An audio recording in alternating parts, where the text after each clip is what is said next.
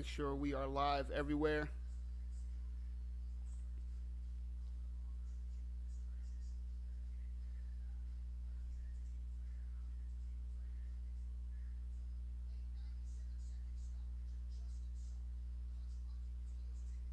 All right, we got that up good. Let's go.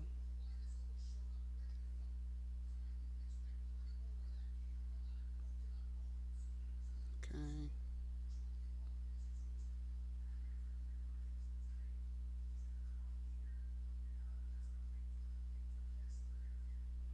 All right, guys, we are live for UFC 258. Kamaru Usman versus Gilbert Burns.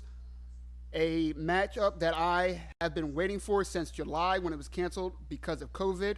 Like every other good thing that has that we have expected to happen in 2020 that did not because of this goddamn pandemic. But we finally get this matchup now.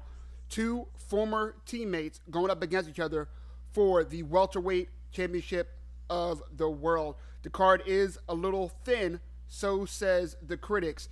But I don't know about you guys. I am very excited for this matchup. Very excited about this card.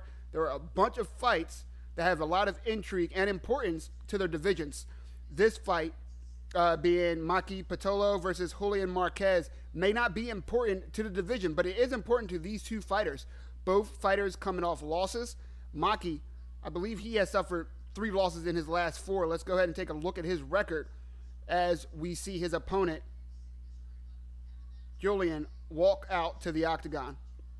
So last time Patolo was in the octagon, he lost a decision against Kasangani. Before that, lost submission to Darren Stewart. Does have a win over Bird, but then lost to Potter in a 3-round division. So this guy needs a win. To come into the UFC and have 3 of 4 of your fights as losses, you're lucky to have a 5th fight. We've seen a lot of people do better than that and still lose their UFC contract. They are not owed a contract from the UFC. They are never owed a next fight from the UFC. You can get released at any time, despite of how many fights you have left in your contract. So very, very important for Maki Patolo to not only win, but probably put give Dana White a reason to keep him around.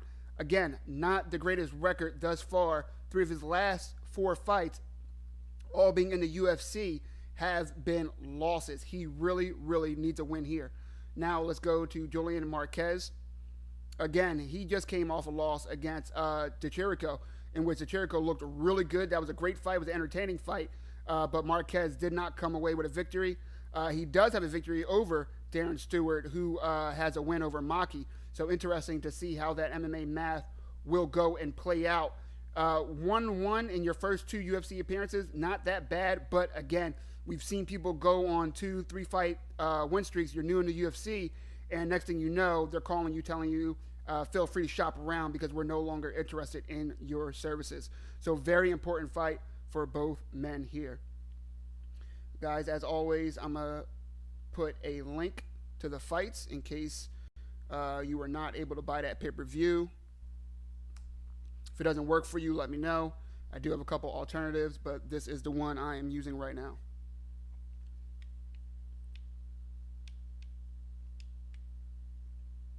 Speaking of the stream, let me refresh that.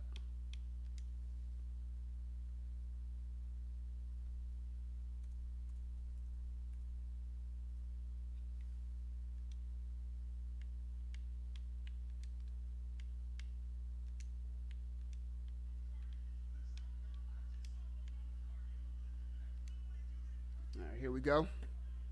And guys, that link is working for me. It is coming in clear. It did chop out on me a little bit, but so far so good. Fingers crossed for us all.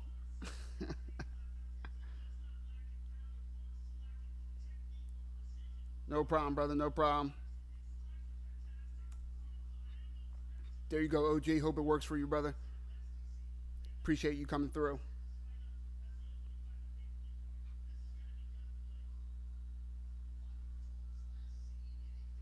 Just trying to get the Facebook chat going. One moment. As Maki Patolo makes his way out. And you see he has had finishes outside of the UFC. 10 of his 13 wins being finishes. But again, he is on a bit of a skid in his short UFC tenure of 4 fights, suffering 3 losses.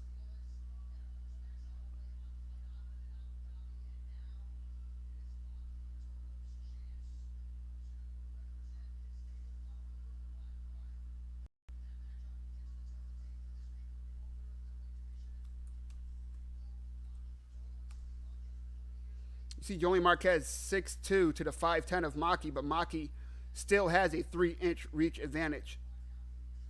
Let's see how that plays out. Julian Marquez, even though is the taller fighter and not having the reach advantage, would like to see a lot of kicks from him to keep that space, to keep that distance, and make up for that bit of reach that he's given up.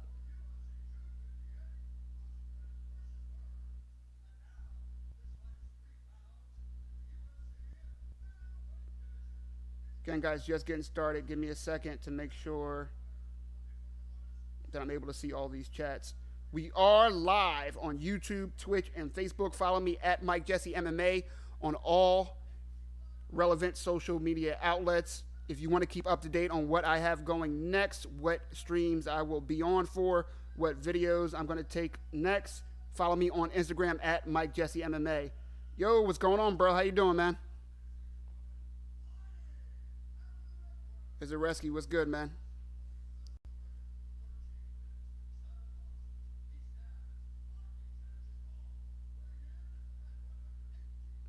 Ted, what's good? What's going on? Appreciate you coming through. $100 that the guy in the cage wins. Odds are the guy in the cage will win. Yeah, that's a good bet. It's a good bet, brother. All right, let me make sure I get this link to everybody. Guys, as always, if this is your first time joining me, I will be responding to you guys in the chat, in between rounds, in between fights, etc. While the fight is going, understandably so, I will be calling the fights. But appreciate all you. And here we go, round 1. Oh, Patolo coming out, swinging, looking like a man who is fighting for a contract, which is exactly what he needs to do. Marquez able to turn him around and get him against the fence. But bad positioning now has him on the defensive. Patolo coming out very aggressive early. That is exactly what you want to see from a man who is 1 and 3 in the UFC thus far. Marquez needs to fight for that underhook on his left side in order to get off the cage. You see he's kind of threatening with the Muay Thai clinch, but he needs to grab for that underhook. I think he has the underhook on the right side, which is helping him. Oh! Patolo creating distance and going to the body and the head and then going for the double leg and finishing it beautifully against the cage.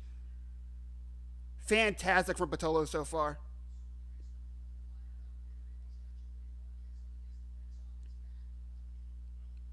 Currently in half guard. Want to see what he does here. Has Marquez's head up against the fence. Marquez really uncomfortable right now. Not where he wants to be in less than a minute and a half into this fight. They're both dried. They both have a full gas tank right now. To have Patolo on top of you is not good. No sweat to be able to slip out as Patolo swings to the body with a few good shots.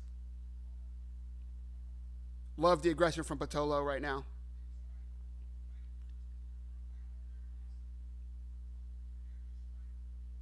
Mixing it up too. Headshots and body shots. Marquez trying to use that fence to turn around, get to his stomach, and kind of create a base. It looks like he's going for the single leg now to try to create some separation, but has to be careful. Patolo's working that choke. He has that arm under the chin. Marquez has to be careful. You hear Joe Rogan talking about it right now. Marquez just puts himself down to the mat to try to get away from that threat of the choke. But he's still in his awkward position, back against the cage. He's playing around with the left foot, trying to use it to create space, but that's not the route to go when your back is straight parallel to the cage like that. You got to fight the hands, which he is doing, but you had to create a base and get your back up against the cage so you can kind of perpendicular and stand up. There you go. Working to a base. Needs to put his back flat against the cage to peel Patolo off of him, because Patolo is threatening with that hook on the left side. Marquez able to create a base, get up, Patolo's just trying to drag him right back down now. Still has double unders. Well, kind of has Marquez's back, honestly. He wants to drag him across and kind of bring him towards the middle of the octagon, or else he's going to see Marquez break out of hit. Marquez does. He's doing a great job hand fighting, Marquez is. Trying to turn towards Patolo. Just unable to really create that separation. He needs to work the underhook. You can't just let Patolo keep these double unders on you. And as soon as he tries to pummel for it, Patolo just drags him down. Great grappling aggression from Patolo.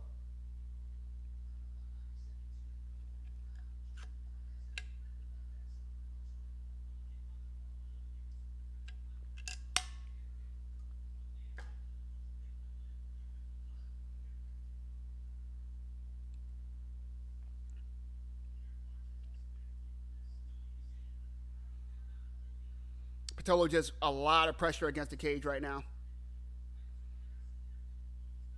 Not allowing Marquez to breathe. Let me adjust this camera real quick.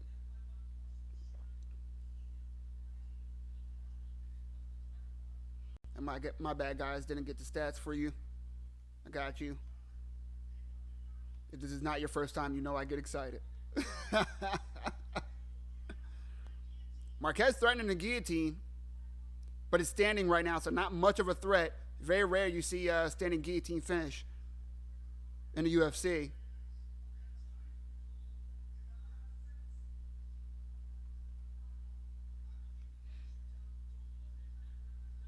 Patolo still has all the control, though.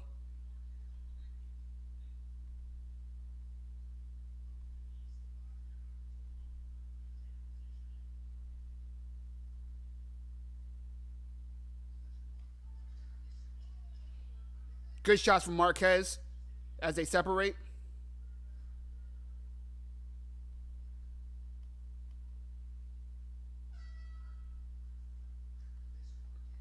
Good first round. Definitely for Patolo. I say definitely, but we've seen how the judges do these days, huh? I don't know if you guys were watching the prelims. Some great fights on the prelims earlier.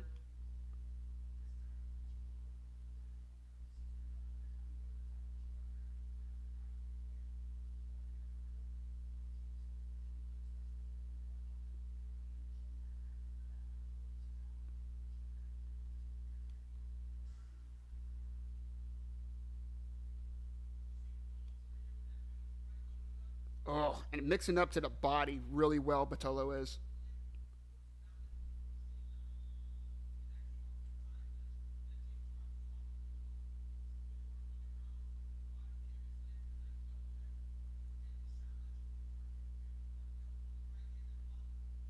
Marquez, a nice little flurry to end around, as you see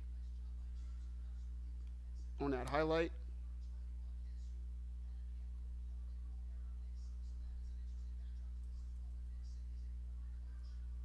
Round two, Patolo versus Marquez.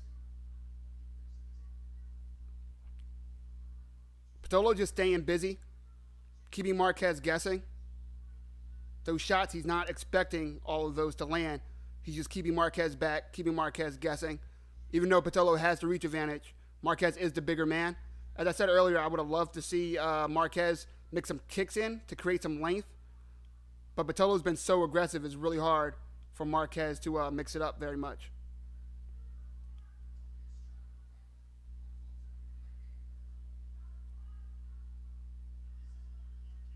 Nice head kick from Patolo. Partially blocked, but you guys know I always say, even if you block a head kick, you're still taking damage wherever that thing lands. They just come so hard from these professionals that if you're eating at any part of your body that's eating that head kick, it's hurting, even if it lands on the arms. It's better just to move completely out of the way of those damn things. Easier said than done. But if you let it land flush like that, you're going to let it wear on you. You can't just let that keep landing. As I finally get the second stat slide to work for me, guys. Sorry about that. No matter how far I play in advance, there's always something with this damn thing. Ooh. Action comes back on, and Marquez is just swinging. Let's go. But then he slips, goes too much into it, and now Patolo's all over him again, trying to get it back to the ground where he looked to have the advantage.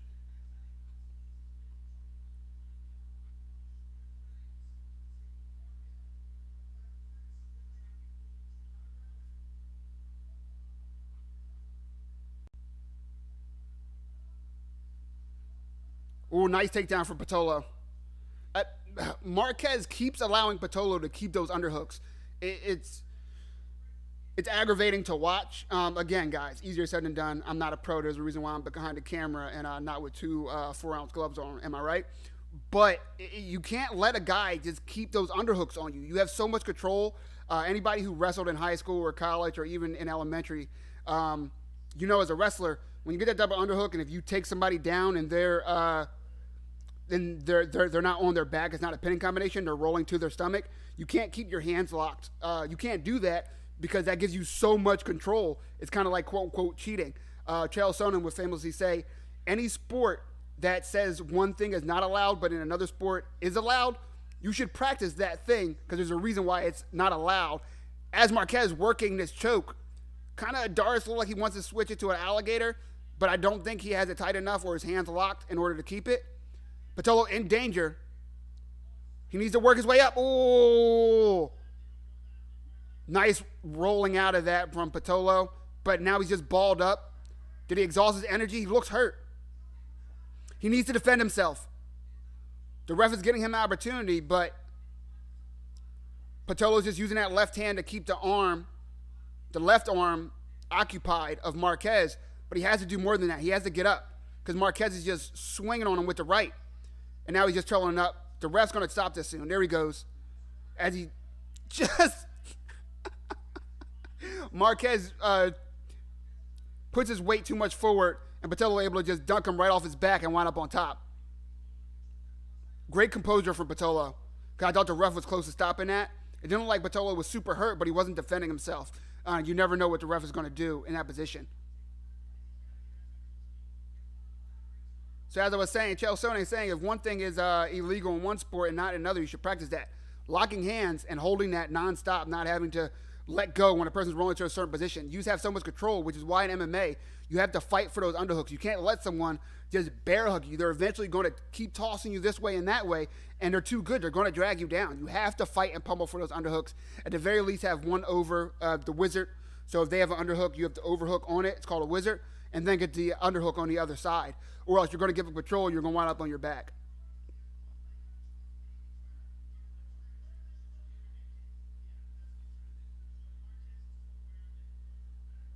Patolo now in half guard. Very heavy on top, Patolo is. Which is interesting to see, as I was saying, Marquez is the bigger man. Not only with the length, but you can just look at them next to each other and just see Marquez looks like the bigger guy.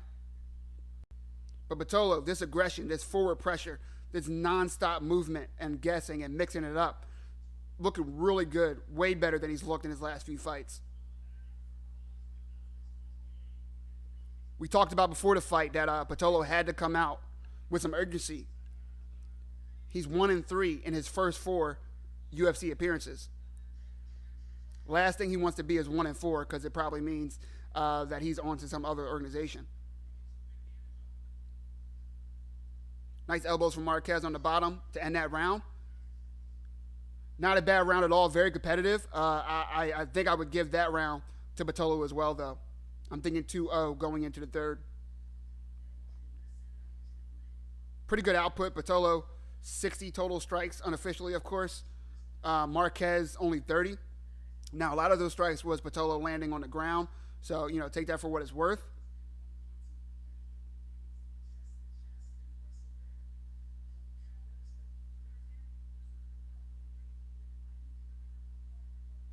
Marquez's coach is digging into him, though. Not being negative, but just pretty much trying to hype his fighter up. Let him know what he needs. Literally said, I need you to hit him hard as fuck.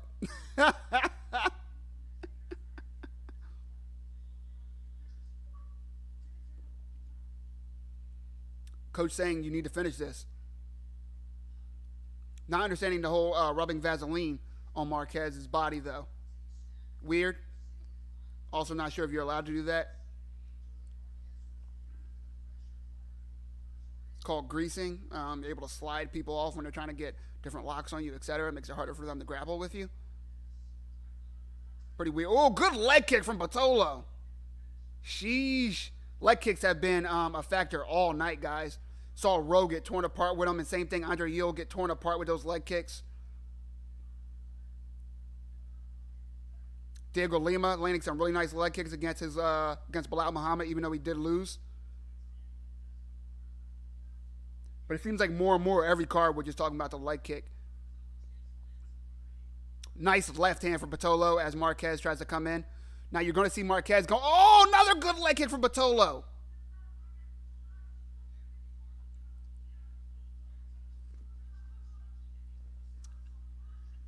Nice cross from Marquez. That was really clean. You see him coming forward. He's listening to his coach. He knows he needs a finish, and he's landing some nice strikes on Patolo right now.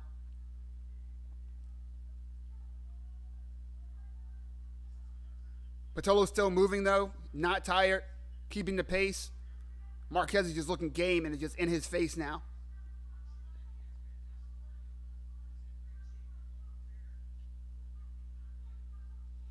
Nice left hand from Patolo and a left from Marquez as well. A little bit of a Lobo from Marquez. Ref doesn't see it. Ah! As Marquez lands a knee and then a spinning elbow, now going for the guillotine. Not able to get it, lands a knee, another elbow, another knee.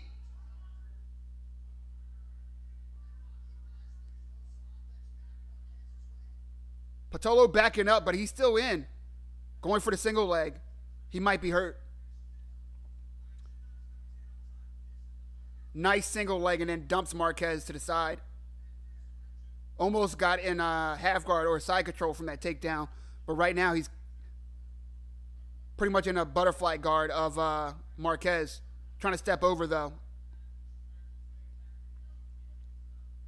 Let's see if he can step over to the left side. He does. Winds up in half guard. Nice from Patolo. I mean, I'm not advocating for Patolo just writing this out, but he is ahead on the cards.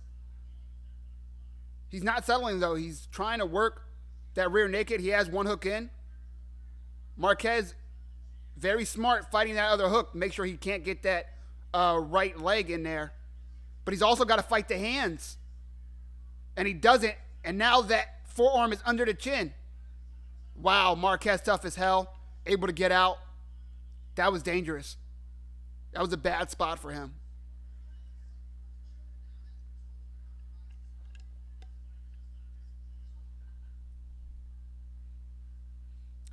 Again, as I stated before, people were saying this card was thin. It's top heavy, but it's not thin in the realm of competitive bouts and entertaining bouts ahead. It's my opinion, and so far I'm right.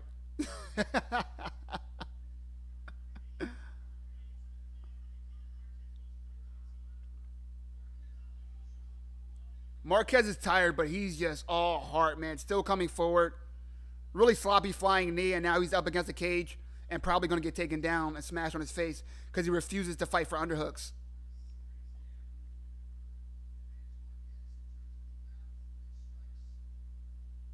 Marquez trying to go for a single leg, pretty much just to create separation. There we go. Separates, and now throwing some strikes. That's what you want to see from Marquez if you're his corner. Land some nice strikes. I think Patolo's hurt. A knee. Patolo goes for a double leg. He's hurt. Marquez needs to push off. He's trying to play around and fight for a guillotine right now, but then when you're going to wind up on your back, he's going for it. Now switching to a Darce. That's deep. That's deep. And he's got the arm. He tapped. Oh, my God. Marquez wins with the Darce.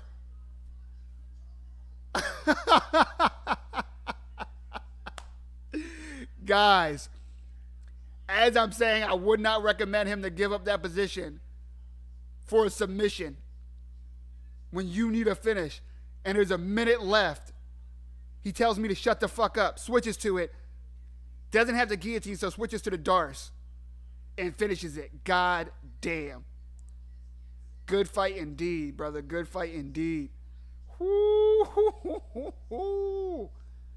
Man, that is why we watch until the last bell. It looked like Patolo came out too aggressive, not too aggressive to his detriment, too aggressive for Marquez to deal with early. But Marquez just all heart. You could tell he was tired. His coach said, you need a finish, and he came out in the third round looking for it. He did get sloppy at times, but he kept coming. He fought through tough positions. Look at that highlight. Patolo had the arm underneath the chin.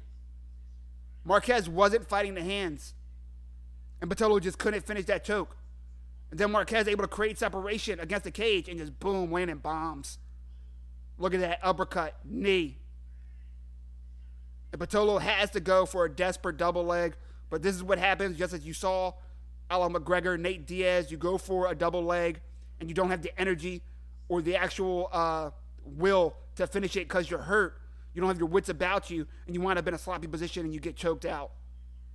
Wow.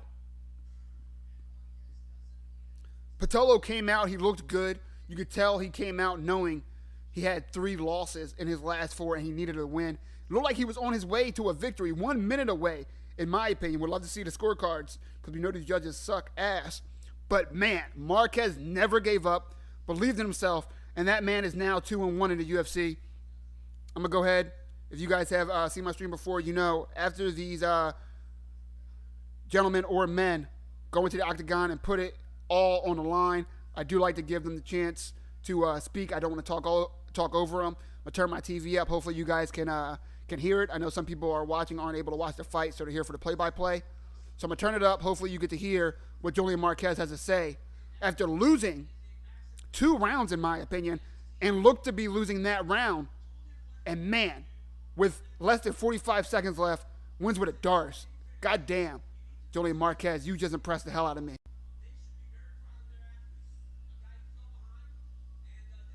Damn indeed, John. Damn indeed. Wow. Guys, this gets me hyped. How about you? Let's go.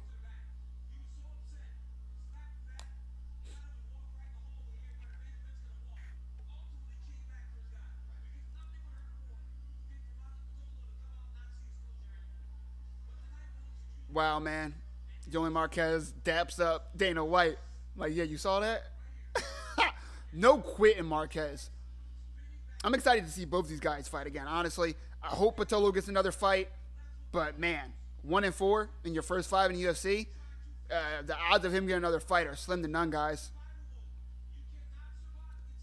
Marquez has a lot to clean up. He needs to come out more aggressive his next fight. He needs to mix it up more in his next fight, add to his skills. But, I mean, you can't be mad at a win, right? At this level on the main card. And here we go. Marquez is about to talk. Again, I'm going to shut the fuck up. Let's listen to what he has to say.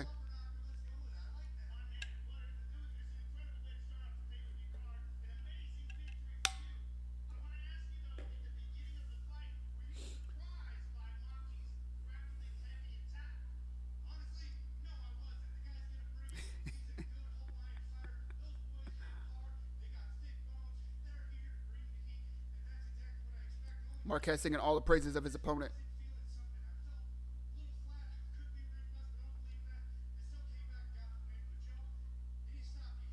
Said he fell flat but still got the W.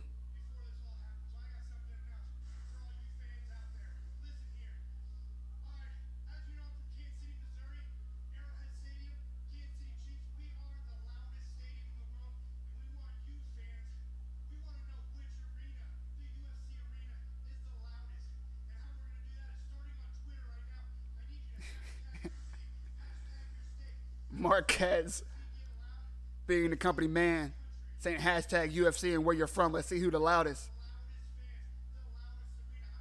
Him being from Kansas City. Kansas City, stand up for your own Julian Marquez.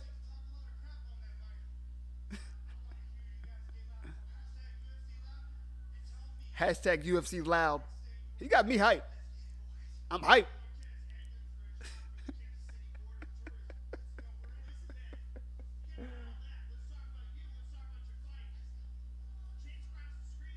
Marquez is so hyped right now. I didn't realize that was James Krause in his corner.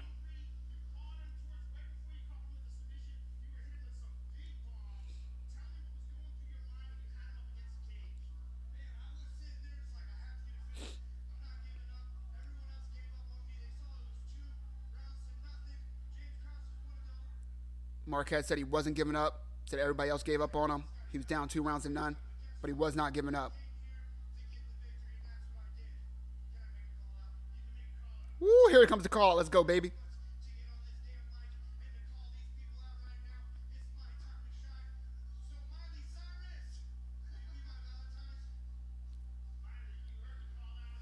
Marquez says he's about to make a call out and asks Miley Cyrus to be his Valentine. It's not the call out we wanted, folks. But man, oh man, if this guy isn't entertaining. Give him a microphone. Put him at the desk. That man's got the stuff. Love it, love it. Congratulations to Julian Marquez. What a win, what a win. That man showed some goddamn heart. And don't forget, as Julian Marquez said, hashtag UFC loud in your area. Because Julian Marquez said so. That was fantastic. All right, guys, let me get you this link one more time. I don't know how it's working for you, but it is working fantastic for me. I don't always pirate, but when I do, I use crack streams. Pay me.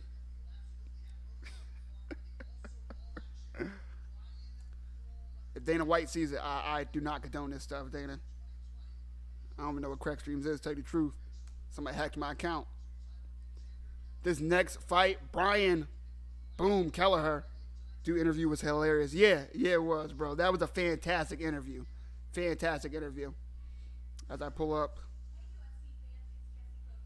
the next fight here, give me a second, guys. About to see Ricky Simone versus Brian Boom Kelleher.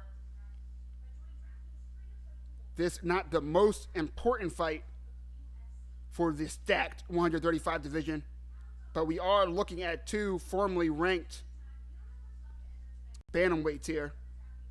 Ricky Simone with a really good fight against Rob Font in his last showing, I believe. Let me double check that before you guys fire me. 17-3 Ricky Simone against the veteran Brian Boom Kelleher at 22-11. When you're in the game as long as Boom Kelleher, you do rack up some losses, but that man is exciting, and he's a very good measuring stick for guys like Ricky Simone who have suffered some losses to the higher-ups. Coming off a win, though, just in January, second-round submission of Paulo. Also beat Ray Borg. Lost a decision to Rob Font. Chael Sonnen thinks he won that. Rob Font, of course, just having that win over Marlon Moraes. So even to have a close decision against somebody like that who just killed a monster, that's big. That looks really good on your resume.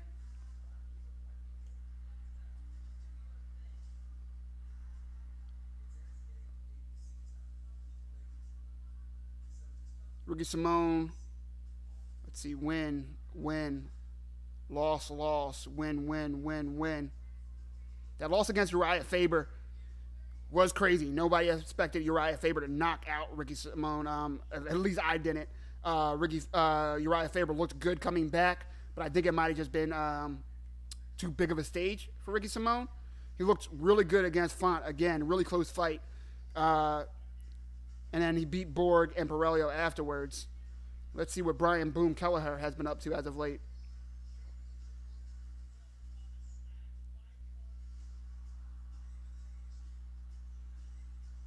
Coming off a win in September of last year.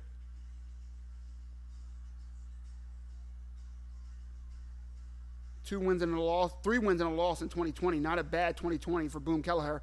Did lose to Stamen, who was supposed to fight on this card, but, COVID said F everything we're excited about. Brian Kelleher is still a very dangerous fight for anybody. 8 knockouts, 10 submissions. He is a finisher. 9 times out of 10, if he wins, it is by finish. Let's see Ricky Simone's finishing rate. 5 knockouts, 3 by submission. But Ricky Simone is all energy, all pace, all gas tank. You know he's going to come out swinging. You know he's going to mix it up with the takedowns. Comes from a good camp. As they're showing the highlights for this Jan versus Adesanya card, that is a 3-title fight card. Guys, in between the next fight, we are going to dig into that card because, goddamn, if it's not exciting, Jan Blachowicz versus Israel Adesanya for the light heavyweight championship. Amanda Nunes going to slaughter Megan Anderson for the featherweight championship. Peter Yan versus Aljamain Sterling in a well-deserved title shot for Aljamain, the Funk Master. Then you have Islam Makhachev versus Drew Dober and Thiago Santos versus Alexander Ratchik. God damn, that is a card. I cannot wait, and that is March 6th, Saturday, 10 p.m. Eastern. You know your boy will be live. Don't miss that. We're going to have fun, as always. Is there any other gear?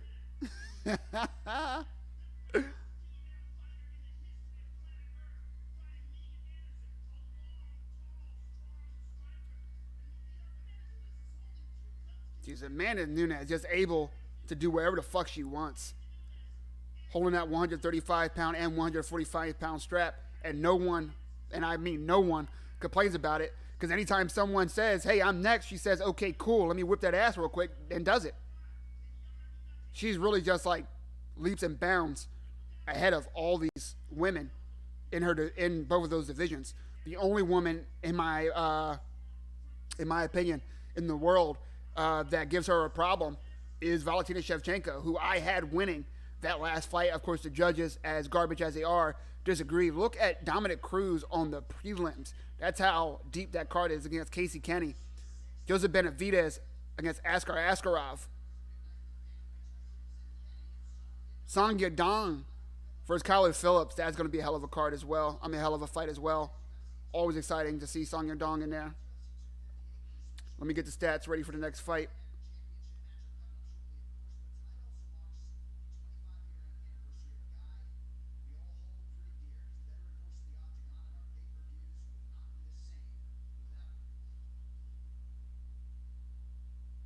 Are they about to do a promo for the flyest man in America? Bruce Buffer? They are. They are indeed. Is there anything you look forward to more than a UFC pay-per-view and seeing how fly Bruce Buffer's jacket is?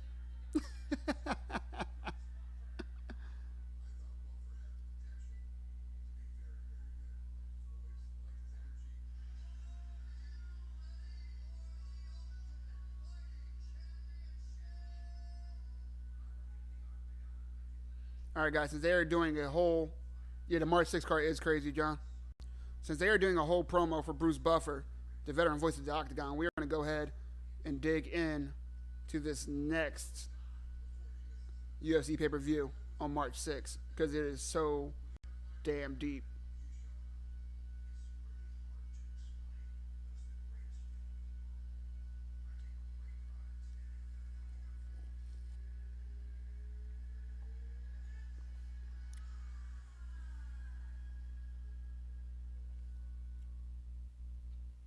My bad, I was looking for my coffee. Look at that jacket. Come on. Come on. Get that man to fly award to 2021. 2021 all the way back to 1999. Give it all to him. Next week on the 20th, Blades versus Lewis. The main event I don't want to see since I love both of those fighters so much. Wish the best for both of those men. Both good guys and great UFC heavyweights. But I do favor Blades in that matchup.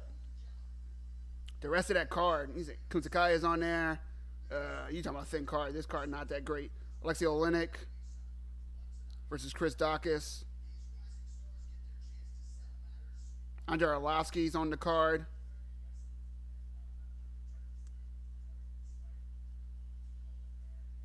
Ooh, Jakar Close versus Luis Pena. How is that on the prelims? That makes no sense for that fight to be on the prelims. That is going to be a hell of a fight, guys. Do not miss that on the prelims. Eddie Wallen. Always like seeing him in the octagon.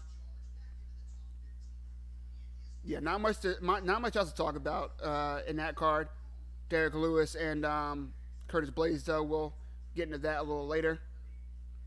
Card after that to end February, Saturday, February 27th at 8 p.m. Eastern. Rosenstruck versus Gain. See Marion Renal versus Macy Chiasson. And they don't even have the rest of those fights up here. Hopefully they fill that in a little bit. But guys, this main event, matter of fact, let's start at the first fight of that main card.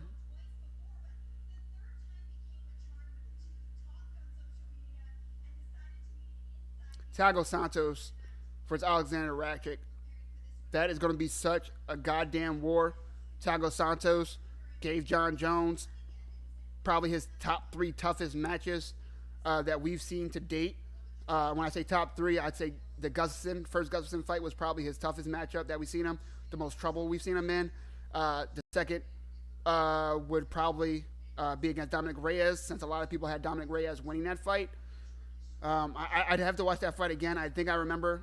I believe the Reyes did enough to win as well, but I'd have to watch it again. I don't remember it clean enough to say, but I do remember seeing that Santos card and just wondering why John Jones wasn't taking Santos down, because Santos was just so successful, I'll say, in his stand-up. He was landing to the body. He was landing to the legs. He was landing headshots.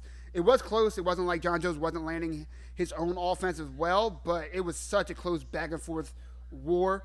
Definitely worth rewatching, especially once in hindsight, knowing that Thiago Santos had 2 blown knees. Ridiculous that he was able to gut through that. He was out for over a year afterwards. That just gives you an idea of how much damage John Jones did to those knees with those teeps and those leg kicks. And the teep kick is probably the most off-putting strike in MMA, in my opinion. If you guys don't know what I'm talking about with the teep kick, is when they put, if I'm facing you and I'm leading with my left, I use that lead leg and I put my heel into your lead leg's knee. So you're like right above the thigh. So your knee is going backwards. That's what I'm trying to do. I'm trying to hyperextend it going the opposite direction. So it's messing up those ligaments, and which is exactly what he did. Thiago Santos not only messed up the ligaments, but snapped his MCL and ACL, I believe. He had to get surgery on both legs, to say the least.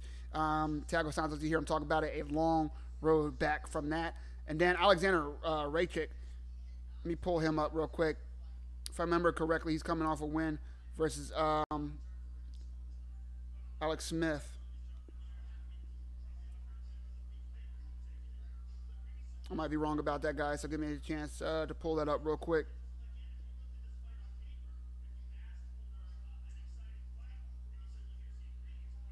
Ricky Simone reminds me a little bit of Clay Guida, like 4 or 5 years ago. I don't know if you guys remember. Clay Guida for like 2 years, about 18 months, probably like a span of 3 or 4 fights, came out with this weird-ass style where he would, as soon as he came out, he just wouldn't stop moving. Just head movement, change position, head movement, change positions. Even if he wasn't doing anything with it, he just kept fucking moving.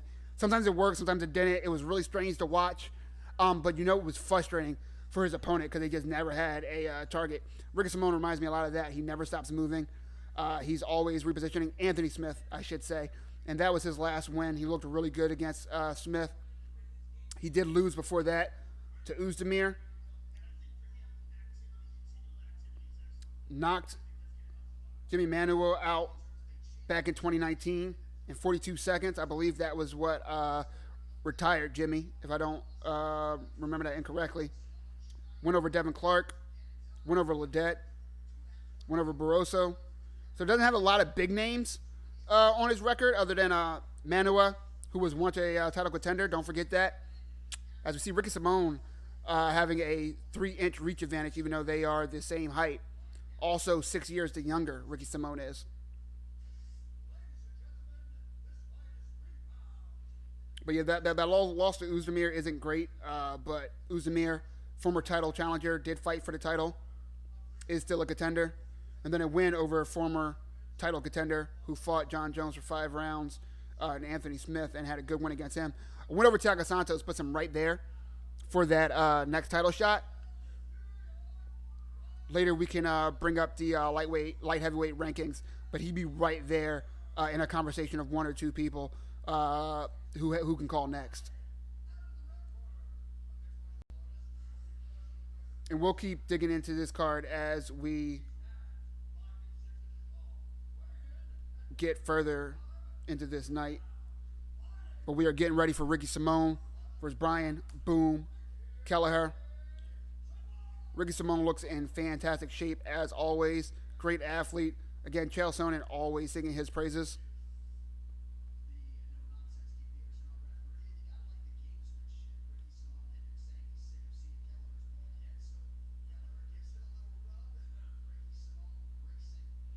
Here we go as I get the stats ready.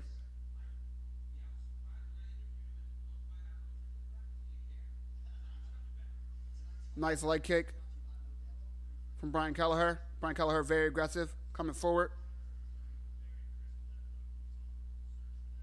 Oh, goes for a hook, and Simone instantly level changes and goes for that takedown.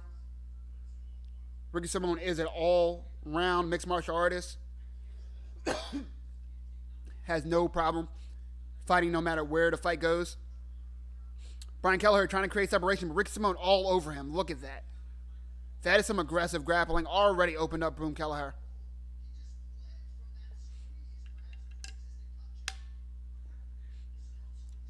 I don't even know what just happened, but Brian Kelleher is bleeding profusely out of that right eye. Like it's literally squirting out. Ricky Simone all over him. Boom Kelleher able to post up. Use the cage to walk his way up standing. But Ricky Simone still has him. Oh, nice knee. Remember, guys, we do have a hybrid rule set tonight because the fight commissions are dumb as hell and don't know how to just agree on one rule set. So it is mostly the new rules that we're used to, except a downed opponent is identified by just one hand down, which is with the old rule set.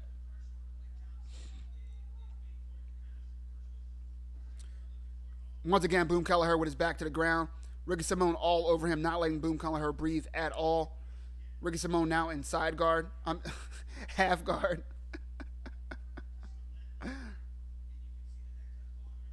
Ricky Simone trying to go for that arm triangle.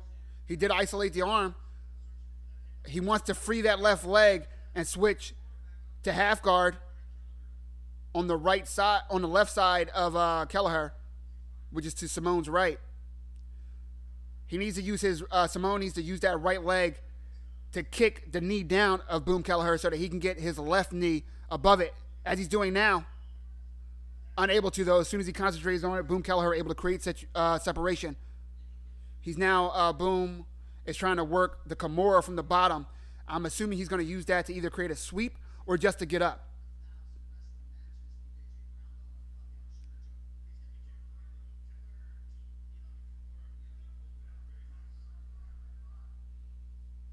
Ricky Simone no longer in danger of that Kimura, but Boom was able to create some separation as he works his way up. He does work his way up, threatening the guillotine, and now is able to get back to the center of the octagon. So far, Ricky Simone looking great. As I said, guys, about the Clay Guida comparison, Ricky Simone, just all movement, not quite as exaggerated as Clay Guida back then, but you see a lot of head movement. Coming forward, nice 1-2. Doesn't land flush, but keeping Boom guessing. Keeping Boom on his toes. Boom loads into that lead hook, which he has a fantastic check hook. But Ricky Simone did his research. He watched the tape, and he's timed it so great so thus far. That's now 2 times that we saw Ricky Simone time that hook, level change, and shoot right into a bull double. Fantastic. As he looking for that arm triangle again. Already isolated that arm. He once again wants to try to work his way Probably to the mount now. He wants to get that right leg out of the half guard. All right, he no longer is threatening that arm triangle. As Joe Rogan mentioned, he is just wearing on Brian Kelleher. It not only wears on your gas tank, but you have to just feel like, damn, every time, like, this guy's on me. He's all over me. He's throwing diverse strikes. And every time I try to throw a counter, he just changes position so lightning fast. Again, Boom tries to throw a counter, and Ricky Simone just straight to the takedown. Ducks right under that hook again. Nice leg kick from Boom. More of that. That'll slow Ricky Simone down. Nice hook from Ricky Simone. That right hand landed flush. Ricky Simone has Boom Kelleher's timing down to a T. It's been a while since I've seen someone have their opponent's timing down so much from the start. That is crazy. Boom needs to change something up, whether it's throwing feints or changing position or mixing in some takedown attempts. He's got to do something to get Ricky Simone guessing, because right now he's just telegraphing that hook, and Simone is just level changing and either able to get inside and push him back and throw some hooks of his own, or able to work the takedown. Simone is indeed all over the guy. Got any other stream sites? Crack Sports seems infested in COVID. I do indeed have an alternative, brother. Give me a second. I got you. As we are getting ready for round two. So that cut for Boom Kelleher, I couldn't see exactly how bad it was. It's not the worst, but it's pretty bad. It's a deep gash going straight like this, going up and down on the side of his eye. If that keeps opening like that, it's going to start bleeding right down into the eye of Boom Kelleher, which is going to cause him a lot of trouble.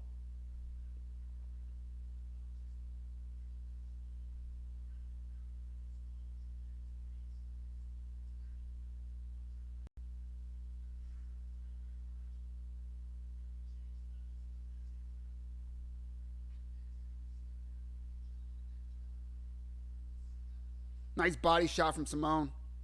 That was really nice.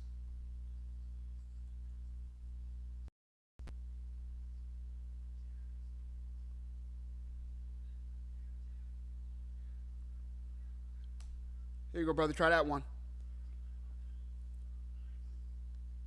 As we have 30 seconds in round two. Again, guys, we are here live for UFC 258, Usman versus Burns.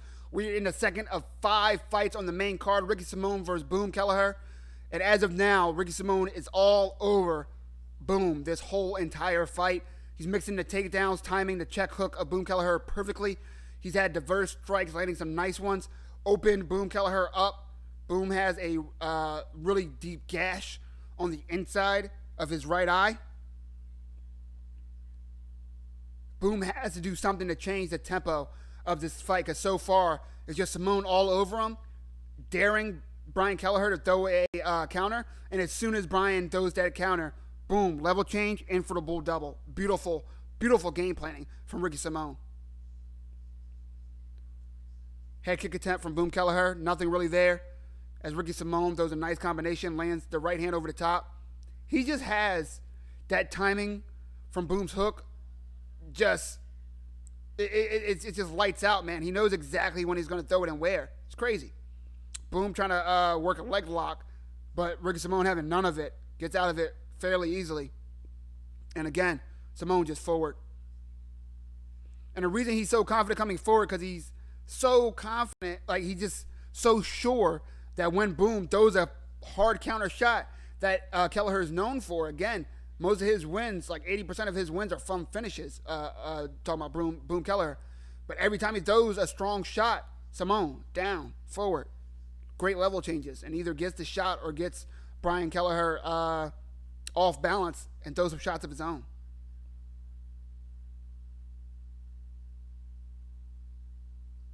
Ricky Simone stalking him. Nice right hand, then winds up in southpaw. Now he's back in conventional. Pay attention to those little subtle stance switches, guys. In the middle of the combination, Ricky Simone threw to the left, threw the right, and ended the right and now he's in southpaw. Those to right in southpaw, those to left, and ends up in conventional again. That is slick. That is really nice, and it does off the spacing and the timing from your opponent. If you're a conventional fighter like Simone, and in the middle of a combination you switch stances and I don't notice, now I'm worried about that right hand coming from behind. But instead, it's coming from the front, and now what I'm thinking is going to be the overhand is a check, and it's getting there a lot sooner and doesn't have as much distance to make up. So it's easier to hit when you're not aware of the switching stances if you're Boom Kelleher.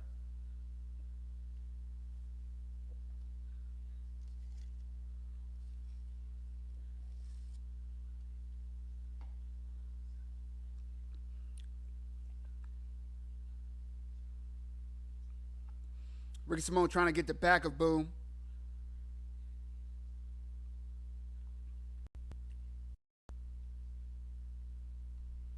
For everybody who that crack stream's not working for, I have an alternative.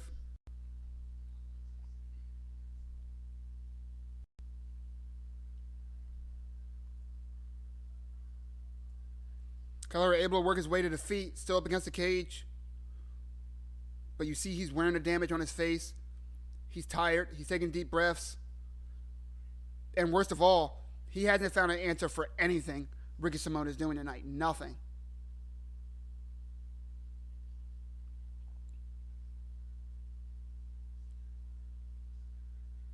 Ricky Simone just being patient.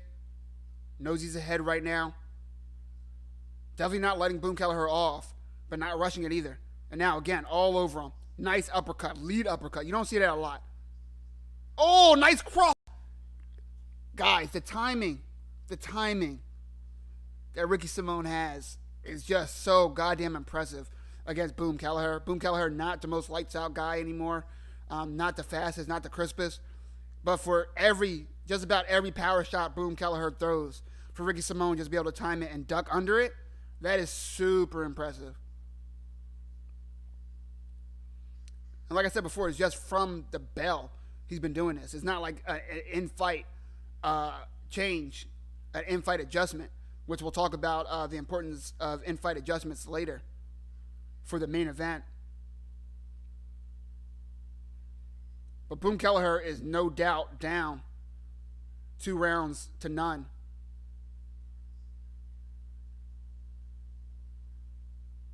That cut didn't get any worse, but it's sure as hell not getting better anytime soon. Still bleeding. Lucky for him, surprisingly, it has not run into the eye. It's literally when it leaks, it's just kind of going down the trail on his nose, underneath the eye, and running down. So lucky for him. He's fortunate that the cut is going this way and not that way. I mean, it's common sense. If it's running this way, it's going to be running, more down the eye. But luckily, it's straight and just running more so down his nose.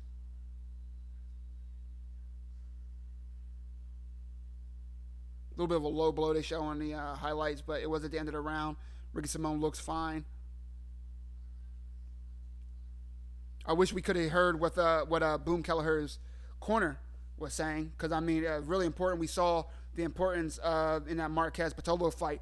The corner told Marquez, we need you to go for a goddamn finish. And that's exactly what Marquez did. I hope Boom Kelleher's corner is telling him the same.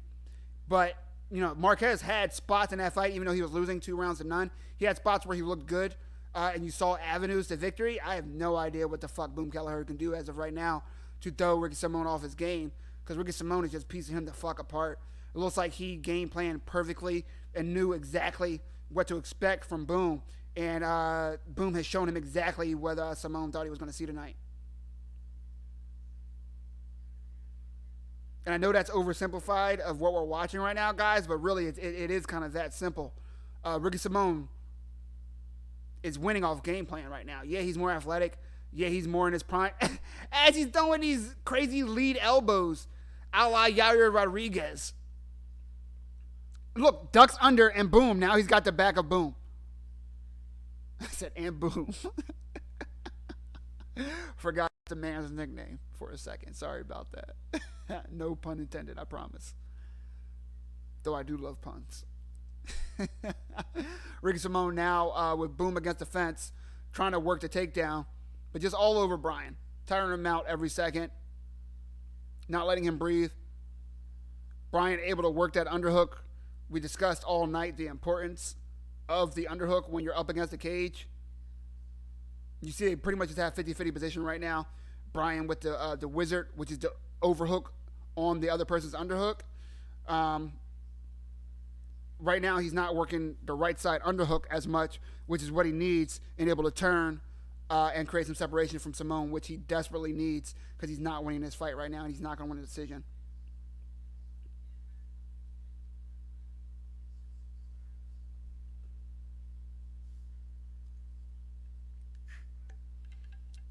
Ricky Simone goes for the double leg. Doesn't even really have to secure it because Boom tries to go for an ill-advised guillotine, drops to the ground, gives up position, and now he's in half guard on the bottom with 2.5 minutes to go. It's not where you want to be if you're Boom. He is still trying to win. He's working submissions. You see him fighting for the Kimura right now. That's what he's doing on Ricky Simone's right side. We can't see underneath, so I have no idea how close it is. But he would have to be able to create leverage, pull it out from around the leg of Simone, and start cranking it. And that is a lot to ask from a man who's been battered for 2.5 rounds and outclassed for 2.5 rounds.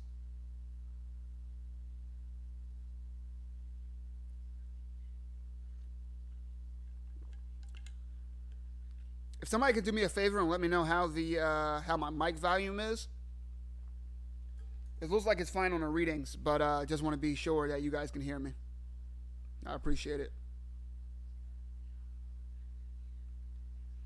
And now Ricky Simone fighting the Kimura. On north-south. Boom Kelleher needs to use this as an opportunity to get up. He does, but he's on his knees. It's one thing to be able to try to use a single leg or a double threat to create some separation, but you can't be on your knees. You're never going to finish a takedown, guys, if you're on your knees. Oh, good elbow against the fence for Ricky Simone.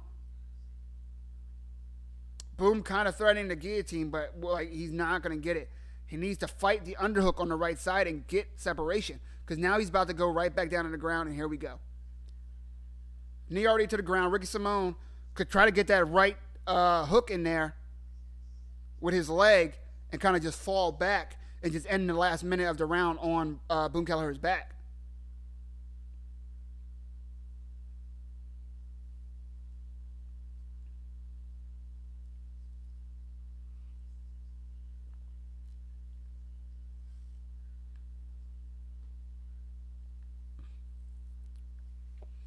As Joe Rogan just says, Ricky Simone just overwhelming Bryan, and that is the perfect word for what's going on. Overwhelming is definitely the key, the best word to describe the performance from Simone. Just nonstop from the bell. He's not only been all over Boom, but guys, I can't get over how well he game planned for this fight. That's just a testament to him, his fight IQ, and his team. Eats the leg kick, but lands a really nice check hook, Simone does. Boom Kelleher is still game. There's 15 seconds left. He's still throwing, but it's too little too late. Oh, nice kick to the body for Boom. But again, 2, 1. It just was too little too soon. And it's not that he didn't try. It's not like he should have tried harder in the beginning like he did just in those last 15 seconds. Bryan Kelleher never gave up. He never let up. He kept trying. Ricky Simone was just that much better than him tonight. This is two unranked fighters, believe it or not. Ricky Simone, was formerly ranked. Looks every bit a top 15 fighter with this level of talent, performance, training, preparation. But overall, if this is what Boom Kelleher is looking like against unranked opponents, to take nothing away from Ricky Simone, but the fight game may have, at this level, might have passed Boom Kelleher by. Would like to see how many fights he has left on his contract. Name recognition, etc.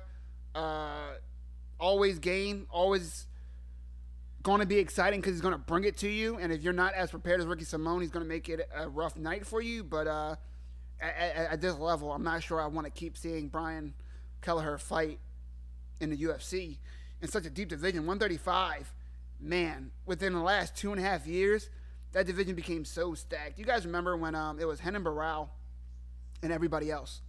Henry Barral was just beating the shit out of people. He looked ridiculous. He'd do shit that we never saw thrown. He was knocking people out, which we didn't see in these lower weight classes before. Even Aldo wasn't consistently knocking people out. He was dominating them. He was hurting them, but he wasn't knocking them the fuck out. Like the short time as Henry Barral was. Great win from Ricky Simone, by the way. But 135 all of a sudden just got ridiculous. It just got stacked, and their top 5 became great, and then their top 10, then their top 15, and now we're seeing fighters like Ricky Simone not even be ranked. But did you just see that performance? How good did he look, just compared to a bunch of other fighters that we see in the top 15 in other weight classes? Like, put Ricky Simone's talent against anybody in the top 15 of heavyweight, outside of the top 10. Ricky Simone, talent level way above theirs. Light heavyweight, way above theirs. Middleweight, you're talking about, from 10 to 15, Ricky Simone's not more talented than those guys. Then guys, of course, this isn't me saying Ricky Simone's going to go knock out a top 15 heavyweight. Come on, be serious. I'm talking about talent-wise, pound for pound. Ricky Simone just looks lights out ahead of what you would usually see from an unranked fighter. You have to imagine his next fight is going to be in the top 15. Would love to see who he gets next. And to answer that, we'll take a look at the top 15 of 135 right after we hear from Ricky Simone.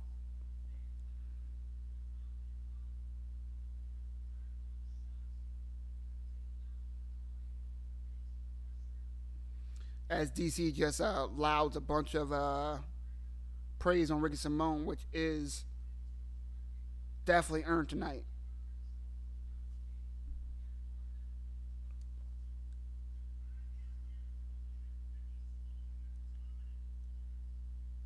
And here we go, guys. As always, I'm going to go ahead and turn the volume up.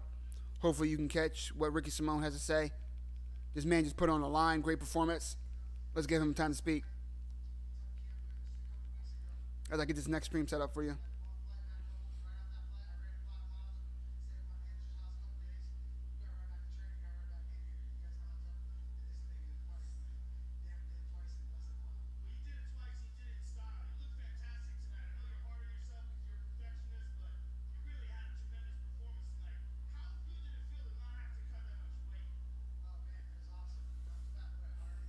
Ricky Simone saying it was fighting twice in the last month helped him with the weight. Said he usually balloons up a bit.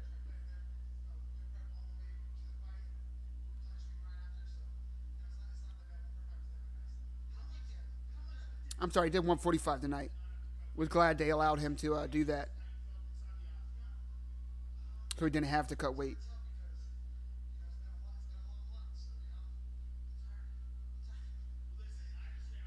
Ricky says he's tired. 2 wins in a month, definitely deserves a break.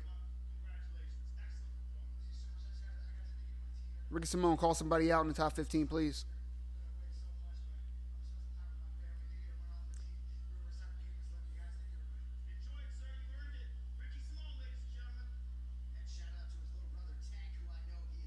Doesn't call out anybody, but goddamn, what a performance from the formerly top 15 and likely top 15 after tonight, Ricky Simone.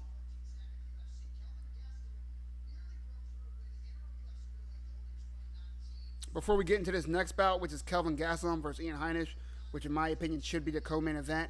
I think it makes no fucking sense to not make this the co-main event, but that's another story. Let's get into the top 15 to see what's next for the winner of our last bout, Ricky Simone.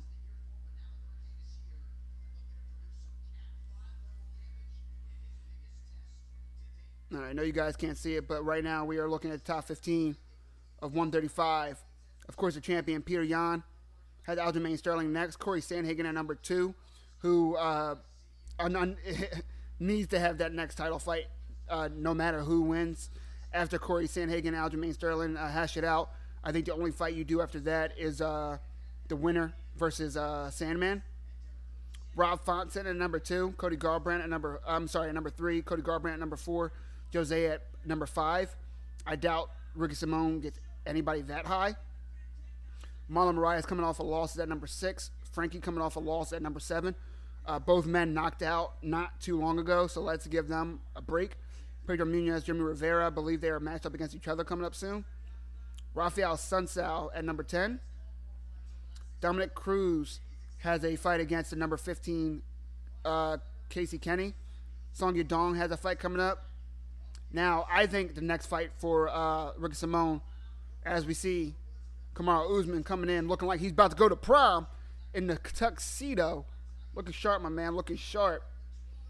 But Cody Stamann, who was supposed to fight tonight and was unable to because of COVID, I believe, would love to see that fight. Gilbert Burns looking sharp. Look at that suit. Look a little Conor McGregor-ish right there. Did Ricky Simone fight Stamann before, though? Let's see. If not, then Cody Stamann, I think, is the opponent that I'd like to see Ricky Simone fight next. It is top 15.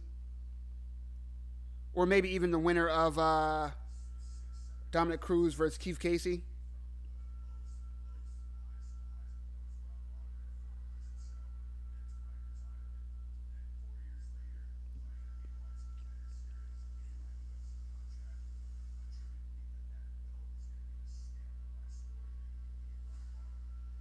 Guys, sorry, I'm just trying to see if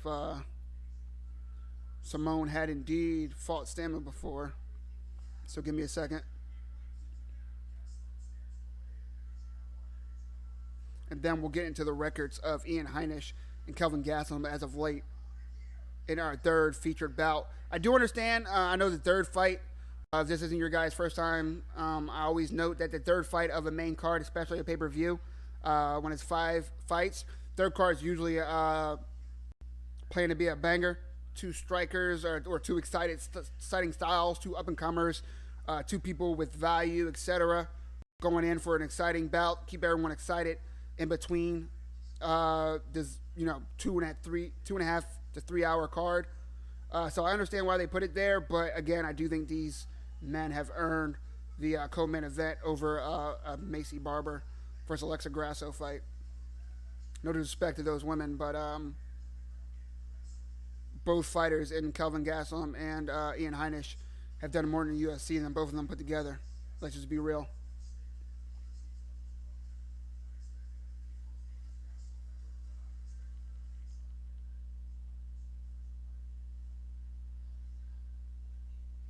Yeah, so looking at Ricky Simone's record, he has not fought Stamann before. So that is the fight that I would like to see. Either that or, again, the winner of Dominic Cruz versus Casey. I think would be a good matchup against any of those guys.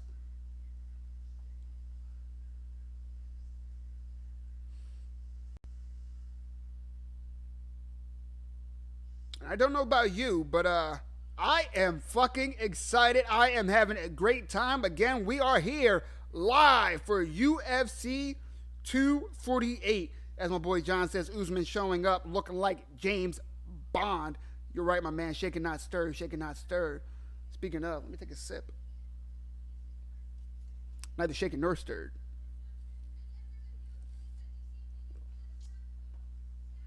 Oh, yeah, no chaser, baby. Drinking like a grown-ass man, you understand?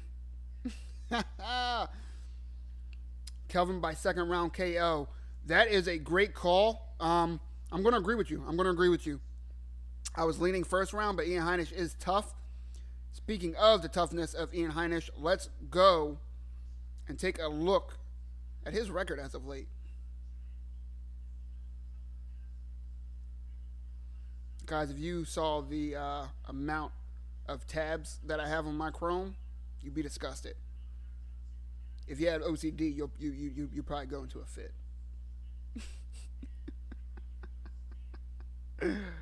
Oh, man. Are ye not entertained? You know what I mean? I'm having a good-ass time. Thank you for joining me as always. Follow me on Instagram, YouTube, Twitch, at Mike Jesse MMA. If you're not sure and multiple things pop up, look for the fro and the beard. I mean, come on. Is there anyone with a more beautiful fro/beard combination in the sport? Probably not. Probably not. Ian Heinisch coming off a win over Meerschaert, which, okay. Win over Akhmedov, okay. A loss against Brunson back in 2019. Brunson looking great as of late. Does have a win over Carlos Jr. and a win over Ferreira. So, not the greatest wins for Ian Heinisch, but he is young in his UFC career. If UFC website is correct, I only see one loss in the UFC, but that doesn't sound right. Let me dig a little deeper, guys. Ian Heinisch, of course, very powerful. He is a goddamn tank. So he doesn't have the most knockouts in the UFC. Let's see, yeah. So his last win was a minute 14 KO victory over Meerschaert. But again, we saw Meerschaert get flatlined in seconds recently from a 170-pounder. So take that for what it's worth. Decision victory, decision loss, decision victory, decision victory. So Ian Heinisch is not a finisher, but is a hard puncher. And now Kelvin Gaslum, man. Kelvin Gaslum is the goddamn conundrum of 185, guys. Like, let's be real. He's at 5'9", so he's one of the shorter guys. But even with a 2-inch height disadvantage in this fight, he still only gives up a half an inch in the realm of reach. He is very long-armed for his size. He comes forward. He comes from a wrestling background, but he has really, really, really good striking. I mean, we're talking about a guy who had Fight of the Year, one of the best title fights at 185 ever, against Israel Adesanya, who is one of the best fighters ever for that we've seen in the UFC. And he had a war and looked great. And since then, he suffered 3 straight losses. This man 7 wins by knockout, 4 by submission, 5 decisions, so he can win it no matter where it goes. But he got submitted in less than 2 minutes in his last fight against Hermanson. He never looked comfortable at all during that fight. It was super weird. He looked really tense and just a lot of movement, but not really movement with a plan, as we saw with Simone. He lost a decision to Darren Till, and then he lost that decision against Israel Adesanya. Before that, though, a win over Souza, a win over Bisping. He did get knocked out in the fight that he was winning against Weidman. Win over Vitor Belfort, win over Kennedy, win over Hendricks. He has wins over some really big names, man. And he looked really good coming into 185. I mean, after he beat Tim Kennedy and then Belfort, you're thinking, okay, he looks like the real deal. Knocked Belfort out.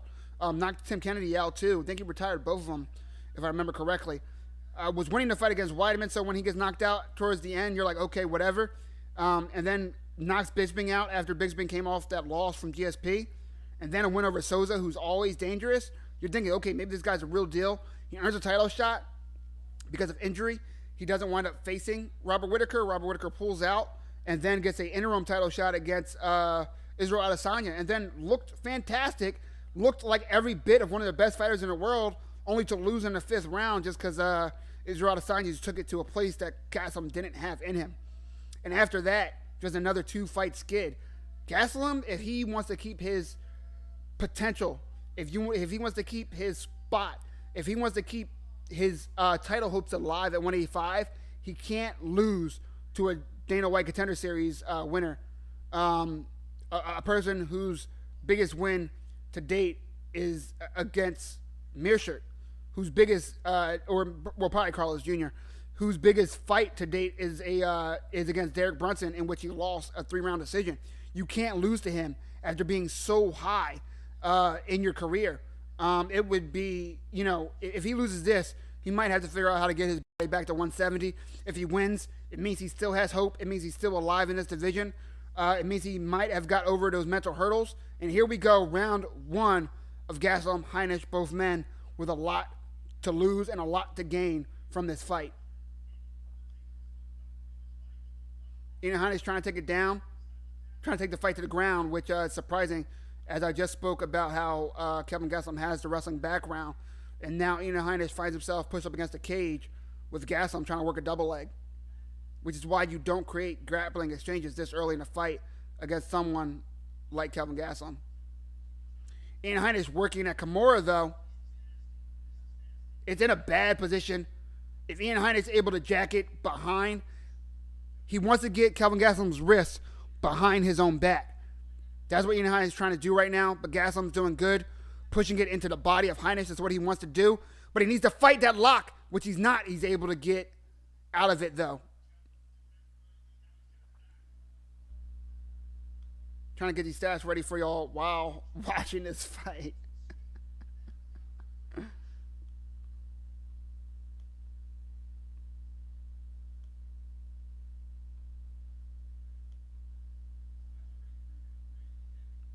Is that Heinisch breathing like that? You can't be breathing that hard a minute and a half into a fight against someone with the gas tank of Gaslum. For everything I said about Gaslum, we've never doubted his gas tank ever. I've never, I won't say ever, but in recent memory, I can't remember seeing Kelvin Gaslum at 185 fighting and saying, like, oh, it looks like he's getting tired quick. Ian Heinisch is really working his Kimura again, and once again, has great position. He needs to turn that wrist behind the back of Kelvin Gaslum, and he's so close. He is so close, trying to power it. Trying to get that leverage. Gaslum just trying to power out of it. And able to. Jeez, man. He really needs to be careful. Because how many times can you power out of that Kimura when Ian Heinisch just has it in perfect position like he did just now?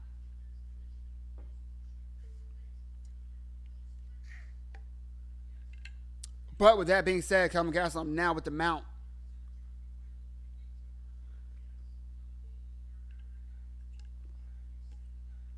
Trying to land some elbows from the mount is Kelvin Gaslum. Heinisch able to kick off the fence and winds up making some separation. Both men standing now. Kelvin Gaslum right back all over him. Kelvin Gaslum tried to run in and almost ate an overhand right for it, so needs to be mindful. Ian Heinisch is very aware that Kelvin Gaslum can blitz at any second with that power. Kelvin, what he did, oh, nice head kick from Ian Heinisch. What Gaslum did good against Israel Adesanya was just his boxing. His boxing, his jab, and working combinations behind that jab.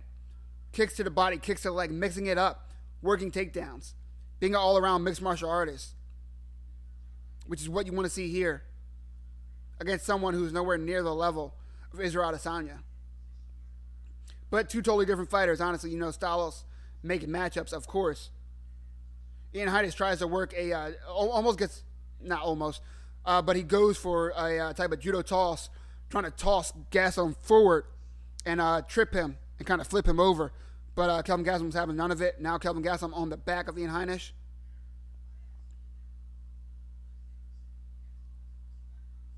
Oh, able to pick Ian Heinisch up. That is some goddamn impressive strength from Gaslum. Ian Heinisch able to work his way right back up, though. As we talk about Ian Heinisch's accolades being a championship wrestler in high school, I know some guys will be like, what's high school championship wrestling? It's, of course, not the resume that Gaslum has wrestling in college or being an All-American or anything like that, like a Justin Gaethje or Tyron Woodley. But being a championship wrestler at any level is not easy, guys, at all. Wrestling is super competitive. In most states, I should say. Some states, I know from experience. Oh, nice right hand from Ian Heinisch. Just misses the head kick. Both men do. Good round for Kelvin Gaslum. I do think that round was his. You see the striking disparity. Looks about even. 15 for Gaslum, 14 for Heinisch. But overall, Gaslum did have more control. He did work better off the ground. He defended against the takedowns. He was on top and had good control. I do give that round to Kelvin Gaslum.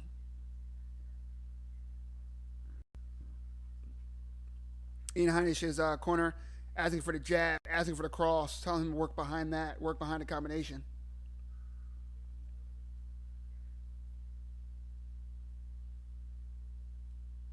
Let's go. Yes, sir. Yes, sir. Ripple Stream just stopped. Ah, damn, bro. Yeah, man, I'm using Crack Stream. I'm not going to lie to you guys. It is clear as shit. It is not lagging at all for me. At the same time, I do have gigabyte internet, so take that for what it's worth. I know some people in certain parts of the world can only get certain bandwidth. And same thing, certain browsers, certain devices, cell phones, tablets, laptops, different brands. All these streams work differently on different devices and different browsers. So maybe try to switch your browser. Crackstream Air is working great for me. As of right now, I only have to Ripple and Crackstream. I do have about 3 other alternatives, but I checked those out and they are not working for me right now, so I'm not even going to share them. Maybe I'll share them for you guys after this fight. As we are in round 2, nice right hand from Ian Heinisch. Kelvin Gaslum forward pressure. Ian Heinisch tries to use that forward pressure and use that momentum into a single leg. But Kelvin Gaslum, like we talked about, very accomplished wrestler, able to sprawl and get the underhooks, pummel right up and bring Ian Heinisch up back to his level, not even kind of in danger from that single leg. Gaslum throwing that strong left hand. He's a southpaw fighter. Throws that strong left hand and winds up in conventional stance. Would like to see him kind of work a jab and another combination off that switch of stances if he's going to commit that left hand like that. When I say commit the left hand, I don't mean, you see a lot of people throw overhands, but their left leg still stays stationary. Their hips turn over, which is traditionally how you... Oh! Flying knee attack from Ian Heinisch. But Gaslum able to work the takedown. That knee did land. Gaslum lucky that didn't do more damage. Gaslum now in half guard. Ian Heinisch on bottom where he does not want to be against Kelvin Gaslum. Gaslum just taking it slow, working position. Almost has the half guard. Almost inside control. Trying to get that left leg out of the half guard. Landed some nice strikes. And now has the back of Ian Heinisch. Ian Heinisch is on his base, though. He's going to crawl to the cage and try to use the cage to peel Kelvin Gaslum off. You see him trying to turn to his left to peel Kelvin Gaslum off, but he needs to fight those hands. He needs to fight the hands or he's going to wind up either in the air or Kelvin Gaslum is going to drag him right back down. Just drag him backwards.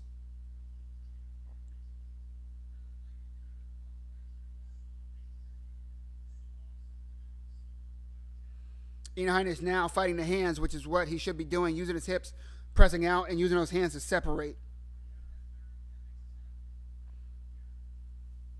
The key to any takedown, guys, not any takedown, the key to most takedowns by the book, you got to lock your hands. So when you hear someone saying fight hands, if that person needs to lock their hands to get that takedown, you want to be fighting that grip. You want to be pushing it off. You want to push your hips out to create more space in between your hips and that person's hips. Because that guy's on your back and is hip to hip to you, has his front straight against your back and has locked hands. He's able to just suck you right in and just put you, bring you either up if he has the strength to slam you, or can just pull you back and put the hooks in. There's just so many positions you have, different transitions you have from there. You got to fight that lock. You can't let somebody just close their hands and get the bear hug or have your side or have your back and just be able to control you like that. It's just not good. Just like this. Kelvin Gaslum dips under, gets a double leg. Ian Heinisch fights it, but now Kelvin Gaslum has those double underhooks with his hands locked behind the hips of Ian Heinisch. And at any time, he can slip that grip underneath the butt, right beneath the quads of Ian Heinisch, just like he did just now, and almost take him in the air. Ian Heinisch, really good hips, really good weight distribution, so it doesn't get taken down. But guys, this is what I'm talking about. He needs to fight the hands, as he's doing right now. Hips out and push the hands down and out. Down and out. You got to separate the hands, guys.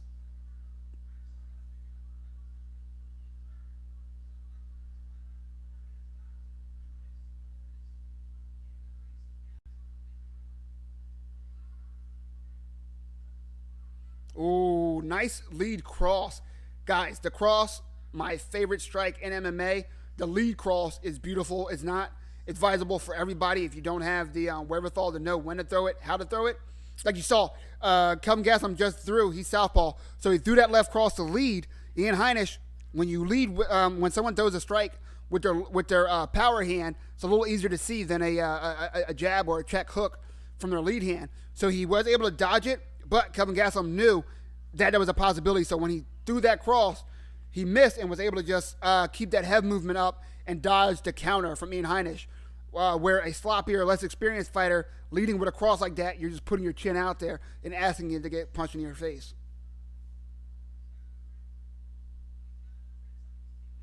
Ian Heinisch almost every time, kind of like when we saw with Boom Kelleher, every time he pushed too much power into his strikes, you see Kelvin Gaslum just changing levels.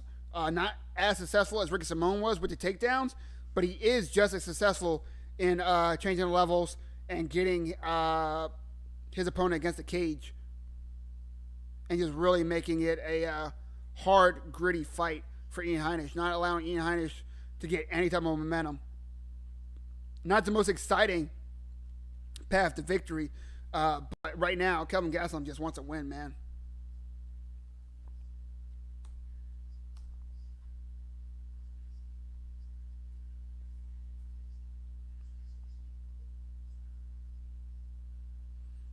What does the shirt say? It says that wasn't very plus ultra of you. I'm not sure if you guys can see that.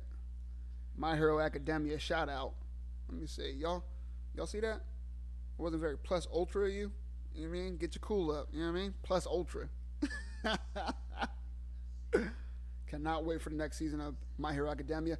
We see the striking differential 37-37. That is surprising, but there is no doubt that Kelvin Gaslum has been the more successful fighter of the two thus far. Nice leg kick from Kelvin Gaslum. Another nice leg kick.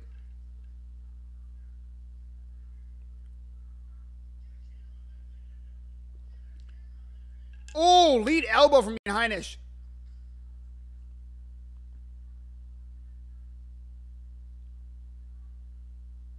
Kelvin Gaslum just beautiful feints, man. Beautiful feints. Would like to see more head movement.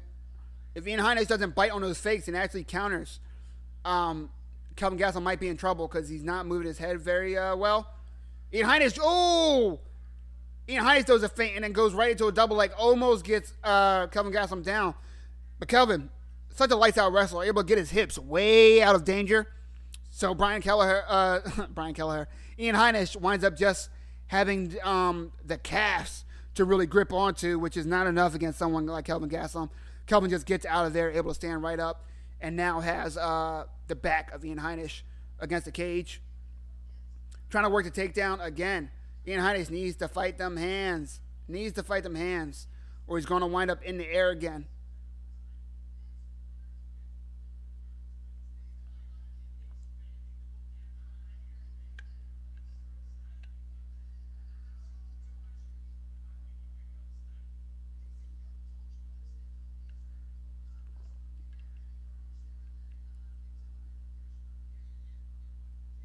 Head kick misses for Kelvin Gaslum. Oh, nice knee from Ian Heinisch. As Kelvin Gaslum gives a knee of his own to the body of Ian Heinisch. Nice left cross for Kelvin Gaslum.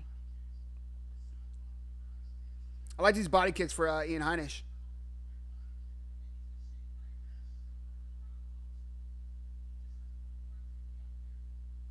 Oh. Lead left again from Kelvin Gaslum. Love it. As he works the 1-2 combination. Ian Heinisch needs to get active. I think he's down 2 rounds as he charges in with the overhand right. That partially lands. Oh, flying knee attempt from Ian Heinisch. But the danger of that is now Kelvin Gaslum has a single leg and put him right in the air. And beautiful control ends up inside control.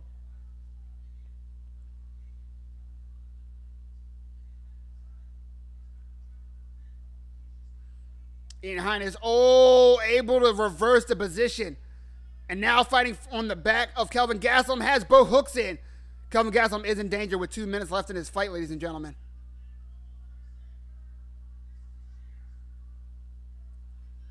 Ian Heinisch has 2 minutes to do something to win this fight.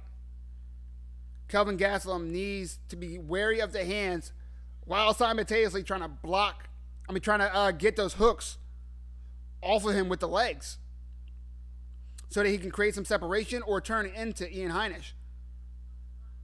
But right now, Ian Heinisch doesn't have to rush. He has 2 minutes to work with. Kelvin Gaslum puts his back straight against the mat, which is a great defense for someone that has your back to try to peel them off. And he might just get out of this. Yeah, I think he is.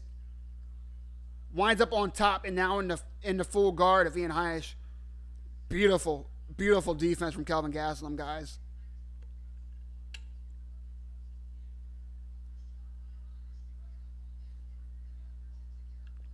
Ian Heinisch stands up, though, has not given up. Kind of Mario roll to try to just create separation, which he does.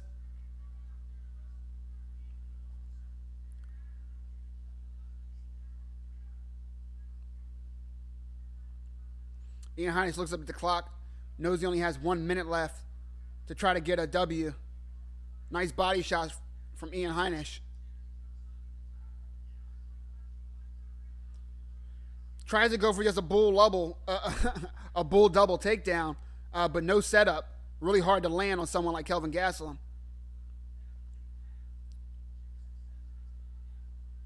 Needed a body from Kelvin Gaslum now, landing some nice shots against the cage. Ian Heinisch has 30 seconds. He needs to do something.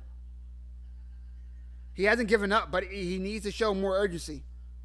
We saw what Marquez did, down 2 rounds to none, and just was nonstop coming forward.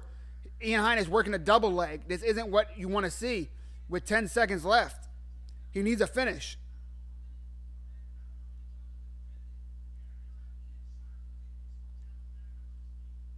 And now Kelvin with a double leg of his own and lands a couple strikes to end that fight. Wow. That was a good fight. A good performance, I should say, from Kelvin Gaslum. Ian Heinisch put his hands up, but no way he comes out with that victory, in my opinion. But of course, the judges have made me feel silly before. So let's see what the scorecard has to say. But I do think that was a safe and successful performance from Kelvin Gaslum. He didn't, put it all on the line and try to finish him every second, but he never stopped. He held up his gas tank. I was a little worried about his gas tank. I didn't think he looked in the greatest shape on the scales, but he did look in pretty good shape for Kelvin Gaslum, at least, for this fight. He had great takedowns. Look at that control. To have a single leg and then just pick you up and able to reposition you and dump you and end up in side control, that's beautiful. That is beautiful wrestling from Kelvin Gaslum. And I really think Kelvin Gaslum just showed that they're on different levels. That, yeah, he might be on a skid, but, 10 through 15, they're not going to be able to compete with him at this weight class. It's just not deep enough, and Kelvin's just that good. Talent-wise, definitely top 5. He just needs to put another streak together. But this at least showed that he belongs in that top 10 of 185.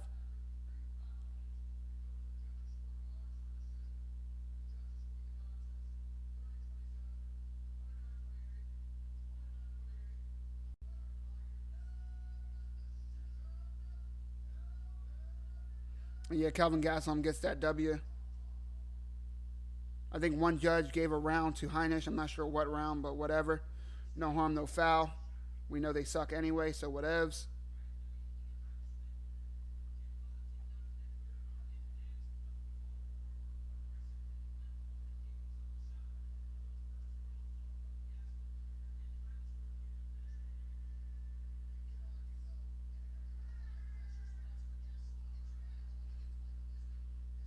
Good showing for Kelvin Gaslum. Just trying to see if I can find another link for you guys. Give me a second.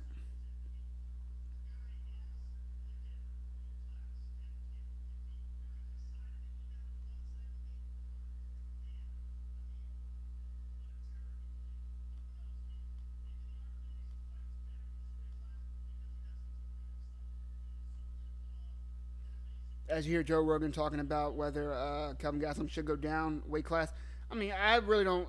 It sucks that from 185 to 170 is a 15-pound gap, because you have to imagine if there was a 175-pound weight class, that Kelvin Gaslum would be perfect for it.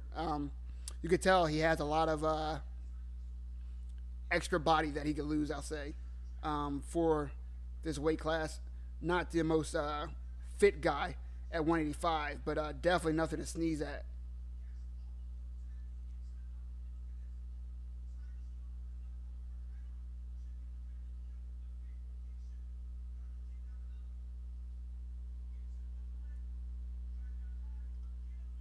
Ian Heinisch kept throwing that double knee. That flying knee, which when he threw it, it didn't look horrible. It was decently timed, but every time resulted in him with a single leg. As always, guys, I'm going to turn it up, so let's listen to what Kelvin Gaslum has to say. Hopefully you guys can hear it. As Kelvin says, he's holding back tears, understandably so.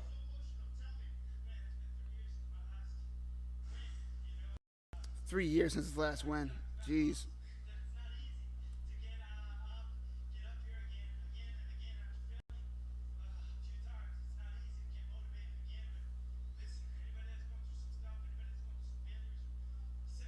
$29-20, yeah, I don't know either, John. That was definitely 30-27 in my opinion.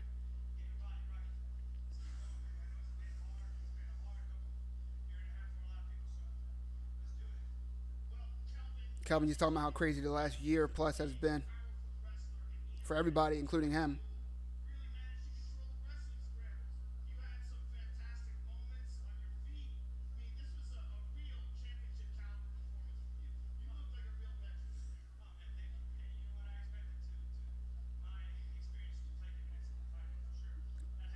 Kelvin saying he expected his experience to make the difference, and it really did.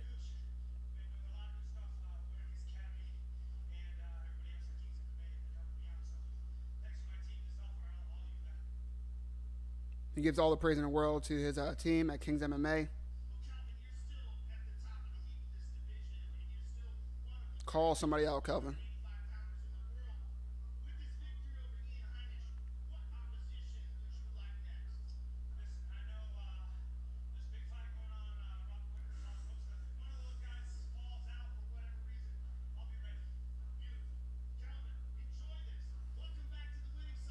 Who is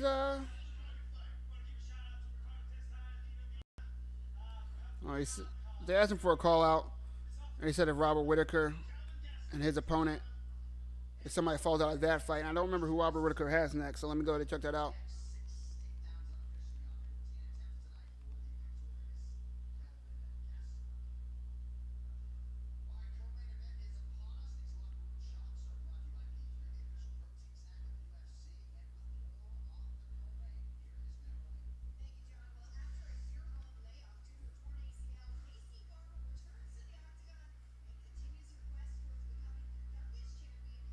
Robert Whitaker versus Paulo Costa.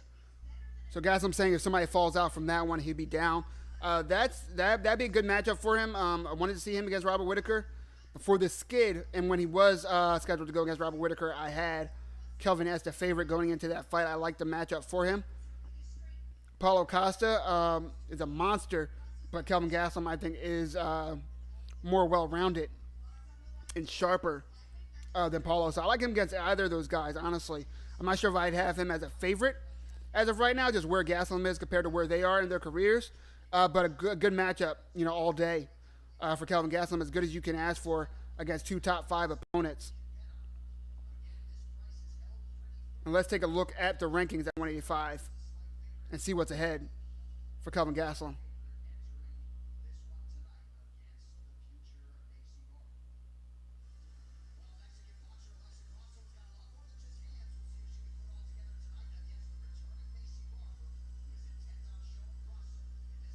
At 185, of course, we have the champ Israel Adesanya. Paulo Costa, who just lost against Adesanya, is at number 2, facing the number 1, Robert Whitaker. As, of course, Israel Adesanya distracted right now with Jan Blachowicz, I should say, for that, trying to be the 5th champ in UFC history. I'm not sure if they count BJ Penn as a champ. I'm not sure if he held them at the same time, to be honest with you, but you know what I mean. 2-division champion. Jared Cannonier, I believe Jared Cannonier has an injury that he's working through. Darren Till already fought. Kelvin Gaslum also has a fight coming up against Marvin Vettori, which Marvin Vettori, number 5, man. That kid, ever since losing to Israel Adesanya, has been on a mission to get that fight back. And honestly, after that fight, after the Adesanya fight, I thought Marvin Vettori had a good showing, but caught Israel Adesanya at a good time early in his career. And I thought that'd be the last we hear of Marvin Vettori, and he wasn't having any of that shit. He's now top 5 in the UFC. Would have never guessed that, honestly. Good for that kid. Jack Hermanson, who Gaslum has a loss against. Derek Brunson, Uriah Hall, who was supposed to be on a card recently against Weidman, but they're going to rebook that. And then Kelvin Gaslum at number 9. Holland at number 10. I wouldn't mind seeing Kevin Holland versus Kelvin Gaslum. I don't think Gaslum is interested. He just took a fight behind him with Ian Heinisch at number 15, so I doubt he'll want to go behind again in the rankings. So look for Kelvin Gaslum to look for a Derek Brunson matchup. Maybe the winner of Darren Till, Marvin Vettori, especially if it's Marvin Vettori, that'd be a fresh matchup for him. But yeah, his best case scenario, of course, is knock on wood, but for Robert Whitaker or Paulo Costa to fall out and get that match. That'd be great for him.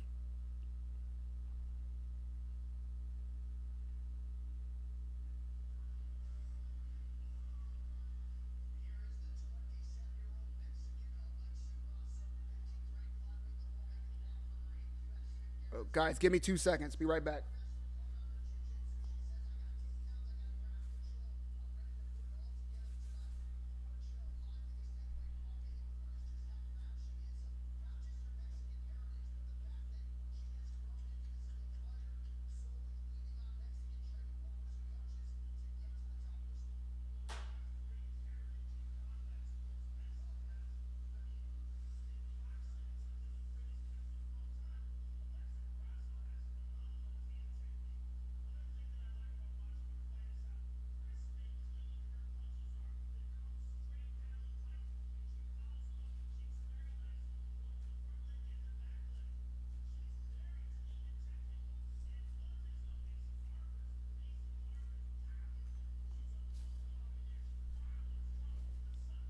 Sorry about that, guys. Not sure if you could hear it. My Alexa was blinking and making a racket. I think I had a reminder that I forgot about and didn't want that to come up on a mic. Apologies.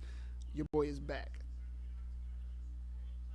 And as always, we are live for UFC 258, Usman vs. Burns. We are now in our co-main event, being Macy Barber versus Alexa Grasso. Let's dig into the records of both of these young ladies. Top 15 in the women's flyweight division. Of course, not the deepest division in the UFC. Not even the deepest division of women's divisions in the UFC. It's pretty much Valentina and everybody else. Not a lot of balance to the division, but some talented young ladies nonetheless. Macy Barber, of course, 8-1. The young phenom. She has Dana White as a supporter, singing her praises anytime you put a mic in front of his face and mention Macy Barber. He talks about how, like her nickname says, that she is the future, how game she is, how determined she is, how much she wants it. 5 wins by knockout, 2 by submission, only 1 by decision. Of course, her last fight didn't go her way. She has been out since then. That was January 18th. A little bit more than a year, so about 13 months from today, in which she suffered an ACL injury, in which Roxanne Modafferi, the Happy Warrior, one of my favorite people to see in the octagon, not only because she is a lover of anime, but because she is a true veteran of the sport. She's had so many fights over in the States, over in Japan while she wasn't with the UFC, and then worked her way back into the UFC. Just really like to see how she's reinvented herself in a sense, but her stand-up looked great, and she pretty much made Macy Barber understand that, yeah, you're the maybe the next big thing, but you might want to hold your horses a little bit, thinking that you are going to be the youngest champion ever. Macy Barber does still have a lot to learn, but she did have a TKO victory before that, a couple months before that, against Robertson. TKO victory against Aldrich before that. TKO victory versus Cyphers. And a win on the Contender Series. Believe she finished that fight as well. So Macy Barber is a finisher, which you don't see a lot in some of the lower weight classes in men or women. So very impressive. She deserves to be number 10, mostly because it's such a thin division. Not that she doesn't deserve it, in any other division, but 8-1. Such a young fighter. Usually don't see them ranked so soon. Now let's take a look at her opponent, Alexa Grasso, who is being forgotten, who is the underdog. Coming in at number 15. But she is game. She is well-rounded. She has good grappling. She can strike.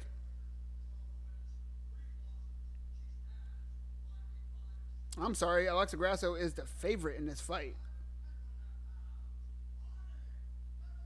4 wins by knockout, 8 by decision. So not the finisher that Macy Barber is. But her last fight in August of 2020, win by decision.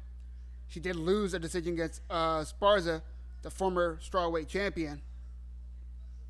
But she has a win over Carolina, which is a great win.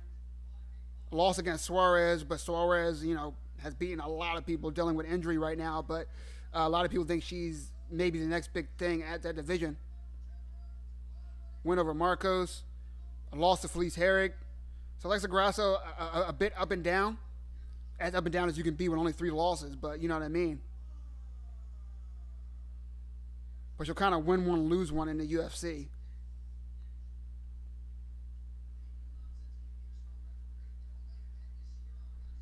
Youth and potential against experience and grit is the story of this fight. As we get to the co-main event of UFC 248, I also have Macy Barber, very dynamic. What is going on, Ken? Appreciate it, bro. Thank you for being here again, guys. As always, thumbs up and a follow. Always appreciate it. Hope you are enjoying yourself, because I know I am having a goddamn ball. Thank you for joining me live for UFC 258, Usman versus Burns. We are here for our co-main event. Alexa Grasso versus Macy Barber. Let me get stats right for you guys as we are 30 seconds in to this first round. Macy Barber coming in with a traditional boxing stance, looking ready. Pressing Grasso against the fence, but Grasso able to reverse the position.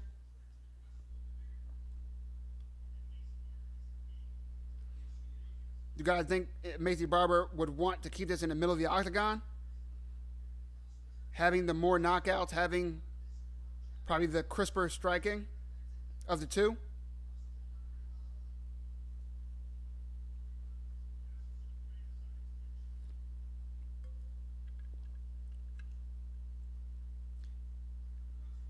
In my opinion, a win for either girl, you would think wouldn't do much for either. Number 10, number 15. Number 15 wins. Maybe they get, up in a couple of rankings and get another top 10 opponent, which is great. Nothing to sneeze at. But we're not talking about title implications. But for some reason, when Dana White was talking, if Barber gets his win, we're likely going to see her against someone top 5. Number 10 beating top 15 and then getting a top 5 opponent. In any other division wouldn't make sense, but when you're young, when you're exciting, when you have the drive and the aspirations and the confidence from the owner, not the owner, but you guys know what I mean, the president and Dana White, it happens in a division like this. We've seen it before. We'll see it again.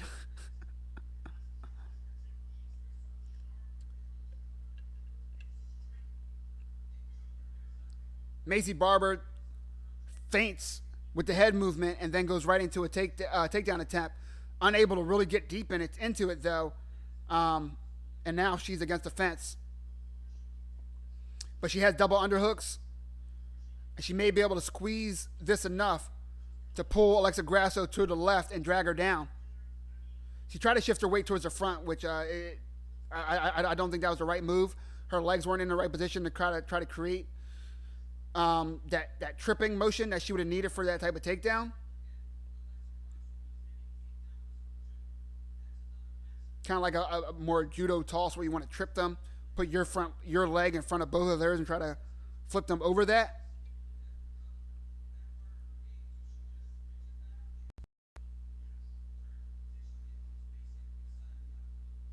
Guilty, the judges in the house. I got married, Yahoo. Congratulations, brother. Congratulations, my man. That is dope. Right now, just a lot of clinching against the fence. Again, if I'm Macy, this isn't exactly where I want the fight. She may not be worried as Alexa Grasso isn't like a lights out submission artist or anything like that. But Macy's path to victory is piecing up in the center of the octagon, in my opinion. This is where Grasso wants it. She wants it to be dirty. She wants it to be against the cage. She wants to wear on Macy Barber and test that gas tank. Nice elbows to create space for Macy Barber. Alexa Grasso lands a right hand of her own, though. In a first and very close contested start to this fight.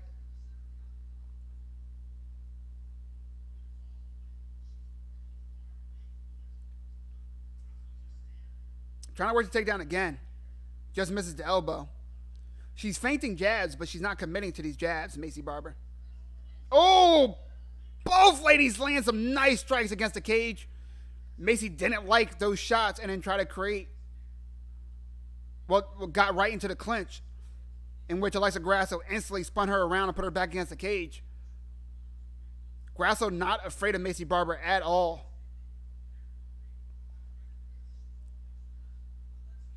Macy Barber trying to fight for the inside, trying to get an underhook, unable to though. Grasso just really strong in his clinch position.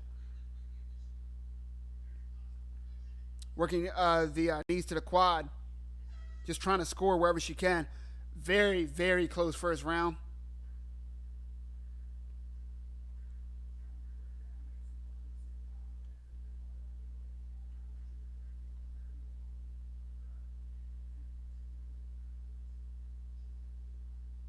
Wait, yeah, these stats correct. It said very close first round. And it says Alexa Grasso has 52 strikes. That can't be right? I feel like I'm missing something. Guys, am I tripping? Did Grasso land 52 strikes? I don't think that's correct. Maybe I'm bugging.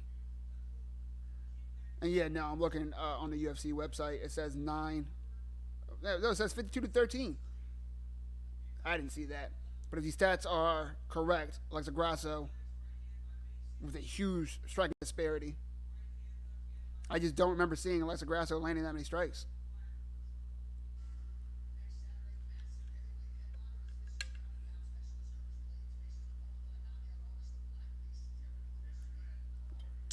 That fight, Blades versus Lewis. Whew, that is going to be exciting. Of course, you have to favor Blades. Lewis just been so susceptible to wrestlers and grapplers previously. Look what DC did to him. And DC didn't have a full training camp and had a litany of injuries that he just wasn't worried about because he knew he could take down Lewis at ease. And I think Blades will be able to as well. But we've seen Derek Lewis losing most of, plenty of fights. And just that equalizer, man, that one-hit knockout power. So Derek Lewis is never far from a victory. Can't wait for that one. It's going to be good.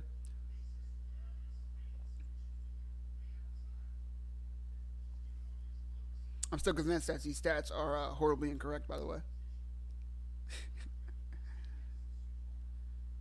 Yeah, you hear Joe Rogan and DC talking about it. Macy Barber's throwing that jab out to try to create space, but she's so far that Grasso doesn't even care about it.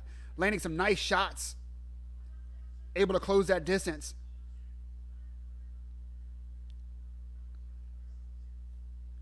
I appreciate that, Judge. Thank you, man. Thank you. I'm working hard to get better, brother. Working hard to get better. Spent all this weekend looking at fights to prepare for this weekend. Continue to try to give you guys as good content as I am able. And I appreciate your guys' support and time. Because there's plenty of places you can be. And I'm glad you're here with me live for UFC 258. Grasso landing some nice combinations at distance. I thought that Macy Barber would have the advantage at distance, but Grasso is proving me wrong. Her combinations are just so much crisper. Her command of distance is just so much better tonight than Macy Barber's. It's crazy. I don't understand why Macy Barber is just staying on the outside. She's throwing things, she's feinting, but she's doing it at such a distance that Grasso doesn't have to give a fuck about any of it. It's really cool to see the composure of Grasso. Like usually, like even if you're timid or you're not sure of yourself or you're giving your opponent too much respect, you could be a mile apart. And if somebody throws a feint, you'll bite. Macy's throwing these jabs, these feints, these distractions from so far away, and Grasso doesn't give a fuck. And then she's closing the distance and landing those combinations. Ridiculous. Are we going to get to watch the Usman fight on this site, or do I need to look somewhere else? Yeah, I'm definitely not showing the fight itself on this stream because I'll get banned within 30 seconds. I think I'm exaggerating. Try it yourselves. You will get banned. YouTube's really good at it. I got banned for streaming weigh-ins before. But what I do have for you, my brother, is links on links on links. Macy Barber now trying to fire back. But Grasso all composure.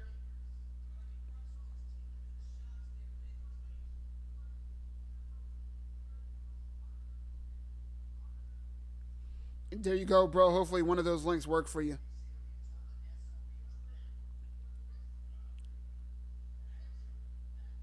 Macy Barber still looks game, but she is losing this fight. Grasso's definitely landing the cleaner combinations, the crisper punches, the more power shots, and she's controlled the octagon way better. As Barber gets a takedown off of a body kick, Grasso threatening takedowns though, kicking her off, not just allowing Macy to get on top. Macy's got to be careful with that arm bar. Oh, Grasso has that. Grasso uses that positioning to wind up on top. Fantastic. Fantastic.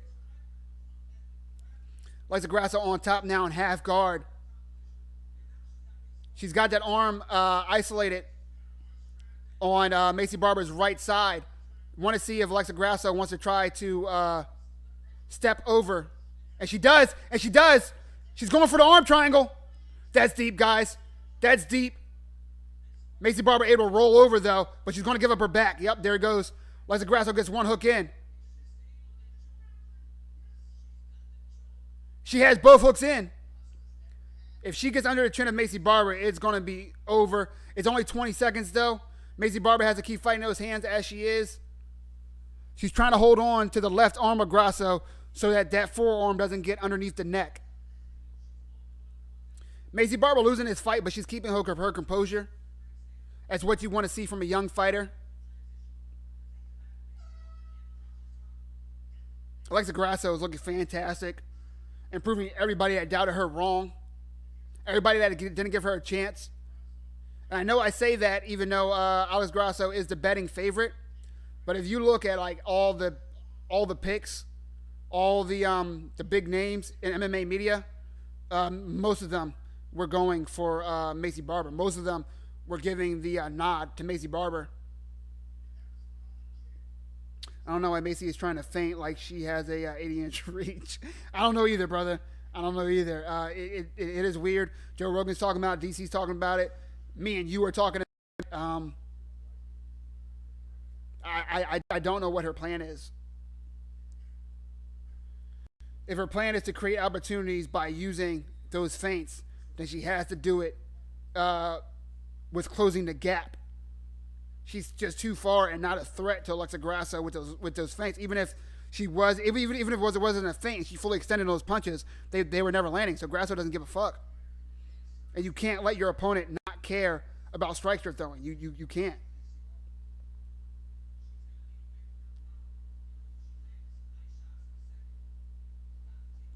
Look, Macy Barber still just throwing, jabs into nowhere. And Grasso's not biting at all. Misses the overhand right and the jab, Macy Barber does. Switches stances. Let's see if she's able to get more comfortable and get better distance in the southpaw stance.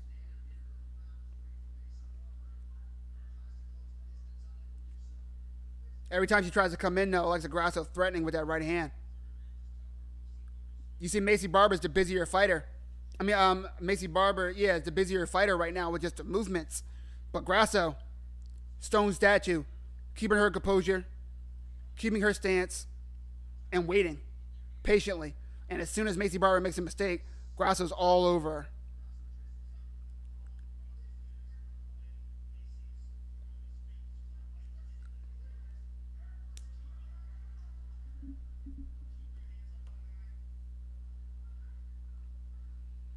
Alexa Grasso tries a leg kick and then a head kick, misses both. Macy Barber closes the distance and again finds herself against the fence. She has 3.5 minutes, Macy Barber does, to try and go for this victory, to try to go for this finish, to get the victory, I should say.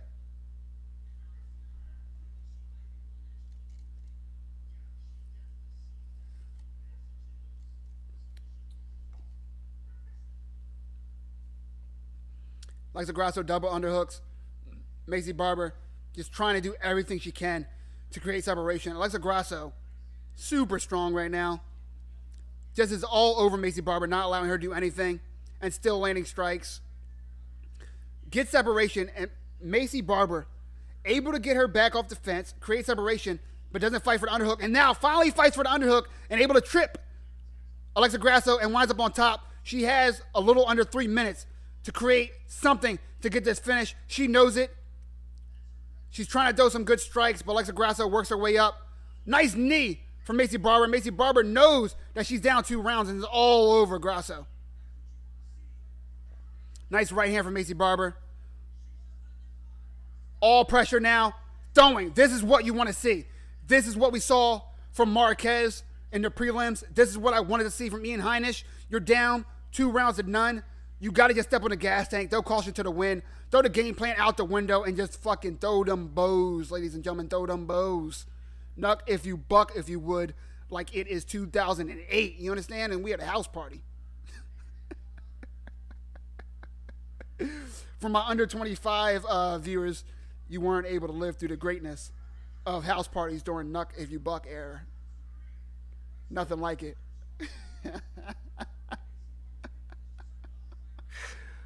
I'm old. Alexa Grasso now with the wizard on the left side, underhook on the right, so 50-50 position. But Macy able to swing and put Grasso against the fence. She either needs a takedown or she needs to create separation. She was looking great on the feet this round.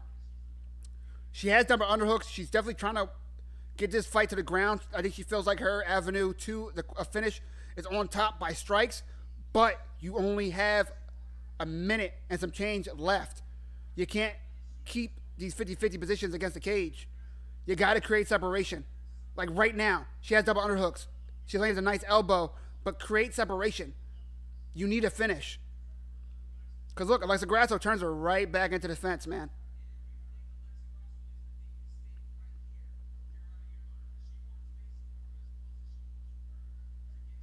Nice knee to the body from Grasso.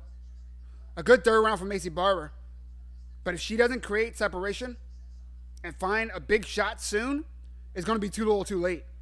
Because there's no way in my mind. I mean, look at that strike differential, 106 to 44. Again, I think that shit's broke, but Grasso definitely landing the more successful shots. Oh! Macy's throwing some bombs, just missed a right hand. As Grasso lands a strong right hand. Both girls are throwing. As Macy Barber just throws a telegraphed spinning heel kick. Nice takedown from Macy Barber. But again, too little too late. If she would have had that type of tempo in the first or second round, this might have been, a head scratcher going into the scorecards. Macy Barber made a good showing of herself in that third round, but you see smiles on Alexa Grasso's face. Meanwhile, you see the hands on the hips and all frowns in the corner of Macy Barber. Look at this head movement. Just Alexa Grasso is never on that center line in the early rounds and always countering with shots over the top. Look at that. Misses the jab, keeps committing, keeps to the distance. She was landing that left hand all night. You see some of the later rounds, Macy Barber landing some nice shots, finally throwing in combinations in a good distance. But man, oh man, how frustrating was it to watch for 2 rounds? Macy Barber just throwing jabs at the referee, pretty much.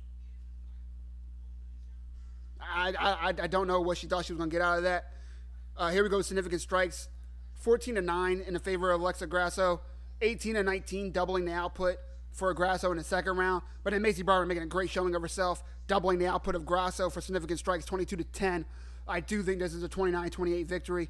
But we've seen horrible judging pretty much since the dawn of judging. So we'll see how it goes as we go to the scorecards. But what a showing for Alexa Grasso. I'm going to turn it up. Let's hear the decision.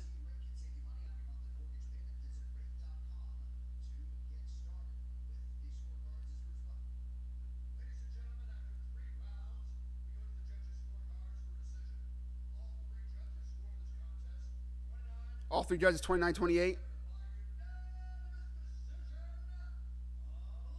Yeah, for Alexa Grasso. So, what happened, ladies and gentlemen? Experience beat youth. Preparation beat skill, in a sense. And I did think Macy Barber was the more skilled fighter, but Alexa Grasso showed composure. She showed a better game plan. She showed way better distance management, more fight IQ. They were both throwing at seemingly the same time, but the difference was Alexa Grasso's head was not on the center line. So if you're both throwing combinations, and say we both throw a lead hook at the same time, and both our heads are right here, we're both going to hit each other. But if I'm throwing a hook and I'm taking my head off the center line, and your head's still there, you're going to just miss me. I'm going to connect to you, and we saw that all night from Alexa Grasso. Head never on the center line for too long, especially when she was throwing combinations, just constant head movement. Even if she was going forward, she never put herself in danger.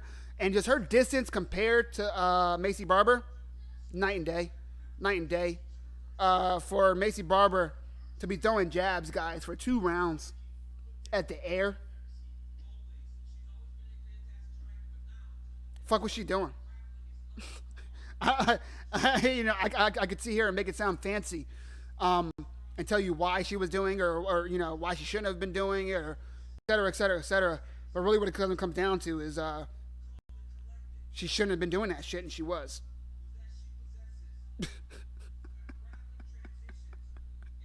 I don't know if it's the whiskey, or I don't know if it's just the annoyance of seeing her do the same damn thing over and over again, guys, but I can't break it down much more than that. She was doing shit she should not have been doing.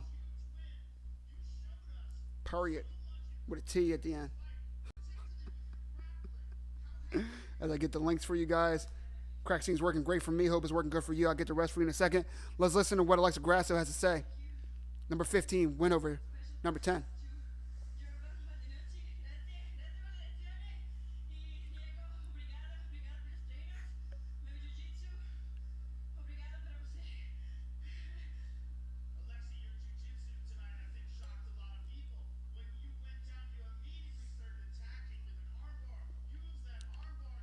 Joe Rogan giving her Brazilian Jiu-Jitsu some praise, which, man, yeah. She had some really good submission attempts.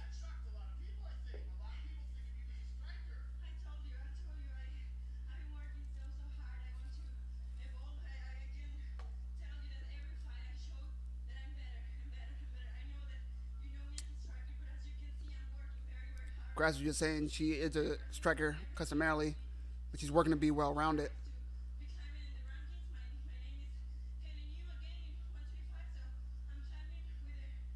She's super humble. You can tell she's excited. This is the biggest stage she's ever got. She was a co-main event of a pay-per-view card. Come on. That's fantastic for a young lady in this division that's not stacked.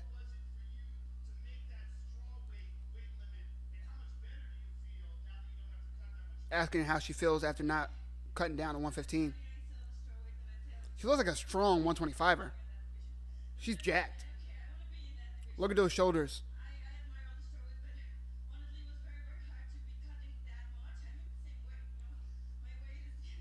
Her shoulders and biceps. She's jacked.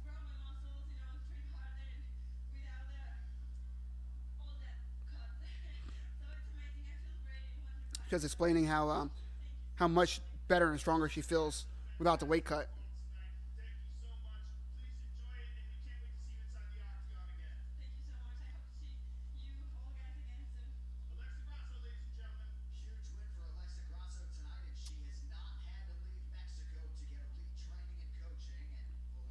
They did not ask her who she wants next, and she did not mention it. But we will take a look at that. But let me get these windows set. You know, as I get excited, which, I am excited as all heck for this next fight. So let me get these stats as ready as I can before the fight starts.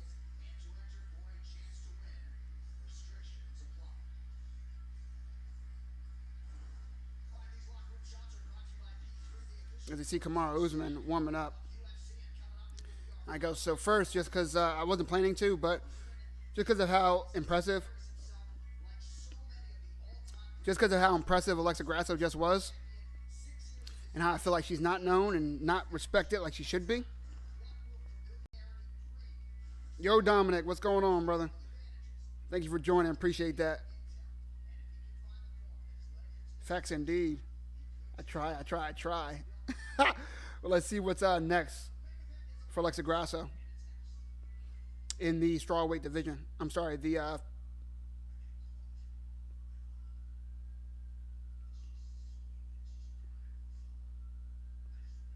my bad. They're talking. They have Usman interview going on.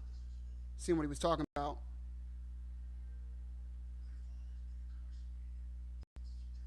If you guys don't know, his dad has been locked up for the last 11 or 12 years.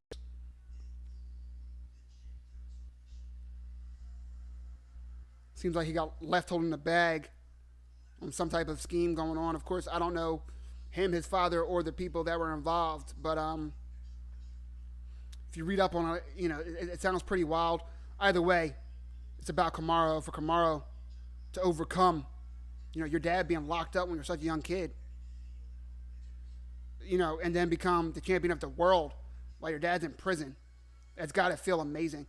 Being the first African-born champion in the UFC ever. Of course, now we have two, being Israel Adesanya. We might have three soon with Francis Ngannou. But goddamn, if the From Rags to Riches story isn't impressive for Kamaru Usman, you know, I don't know what is.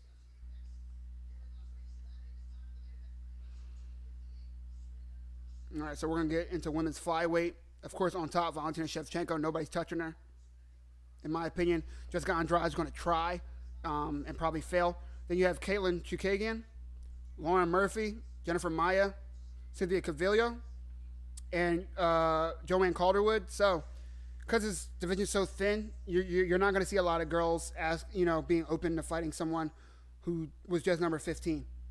So, Vivian Arruda, Jessica Ai, Roxanne Modafferi, and Macy Barber.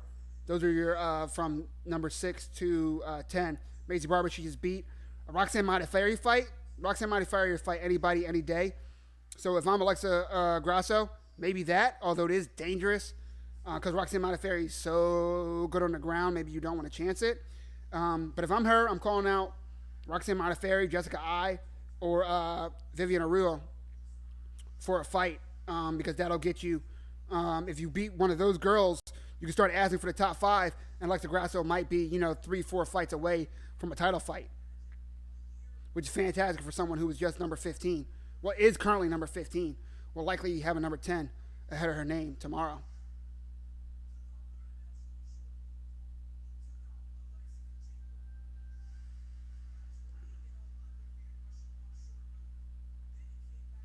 Guys, I've been watching, today specifically, I've been watching Gilbert Burns fights. And man, oh man, oh man. I keep saying, I'm not going to pick against Kamaru Usman anymore. So there's some people in the sport that I keep picking against, and I keep just being wrong, like not even a little bit wrong, but they just keep making me eat crow and looking fantastic when I think they're going to look bad. Keep overcoming when I think they're going to fall short. And Usman's one of them. I picked against him way too many times. I said I was done. I lied. After watching Gilbert Burns, I've watched a bunch of Gilbert Burns fights today. And this weekend, I watched a bunch of Usman fights today and this weekend. I watched Usman's last 2 fights specifically twice over the last couple of days. And Gilbert Burns, I've watched his last 3 fights twice the last couple of days. Here's the conclusion I've come to. I think this fight is largely going to take place against the cage, just because that's where both of these fighters like to fight. I think Usman has the advantage against the cage. So now you're saying I'm picking Burns, but I think you're going to fight in a position that I favor Usman.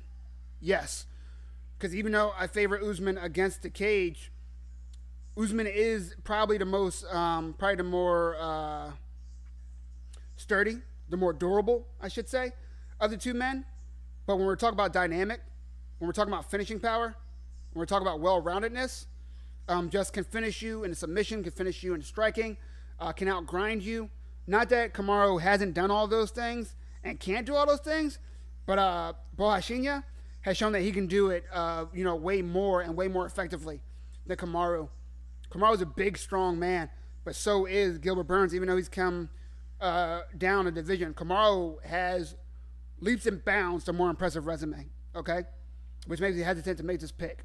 Kamaru Usman, on paper, should be the favorite and is the favorite in this fight. But Borrachinha, the way he looked against Woodley, the way he looked against Gunnar Nelson, the way he knocked out Damian Maia in the first round, which very few people can ever say they've done.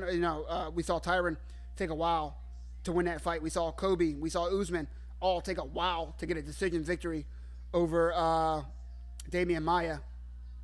I think Kobe might have finished him late. I don't remember, honestly. But I know it definitely was a longer fight than what Gilbert Burns had against him. And Gilbert Burns, it's crazy. He has these knockouts and he just puts his hands up. You saw him do it against Damian Maia, in which he didn't finish him, so then he had to go on the ground and finish the ground and pound. We saw it doing it against a couple of people because he knows he has that power. More so where Usman, he has power, but not that snap, not that dynamic finishing. It's not that I think Usman is a lesser fighter than Burns. That'd be stupid. Usman's a champion for a reason, right? He has the better resume for a reason, right? He has the more impressive victories for a reason, right? But the way Borrachinha has won his fights compared to the way Usman has won his fights, barring the war that he had against Kobe Covington, I don't know, something just telling me that Gilbert Burns has a nice run going, that he has the it factor, and that he has that extra gear that maybe Usman doesn't have. Not because of Usman's heart or gassing or anything like that, but just some people have that finishing power, some people don't, and Burns does. So I just see that Burns has more ways to win, if that makes any sense, guys. I don't think that Burns is better than him in a lot of areas. I do give the striking advantage to Burns. I give the wrestling advantage to Usman. I give the standing grappling exchanges, positioning against the cage to Usman, but the finishing advantage, whether it be submission or knockout, to Borrachinha. So I am going to lean, and I am going to officially pick Gilbert Burns. I think we're going to learn the most within the second round. Not of who wins the second round, but going in the last minute to the end, if it goes that far, from the last minute of the second round, I want to see, we mentioned earlier, in-fight adjustments. Both of these guys know each other. They trained together for 6 years. Of course, they didn't train in the same camp for this fight.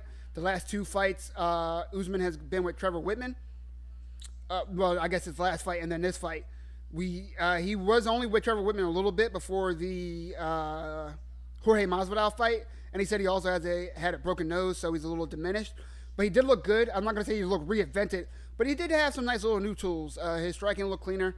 His boxing looked cleaner in the pocket, etc. So he did look really talented as always. He did look clean. He did look crisp. He did look composed as always. But I would like to see him see how much he's grown with training.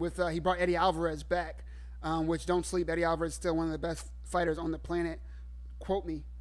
And he fighting with Justin Gaethje, still definitely one of the best fighters on the planet. Training with Trevor Whitman, one of the best coaches, if not the best coach, one of the most innovative coaches on the planet.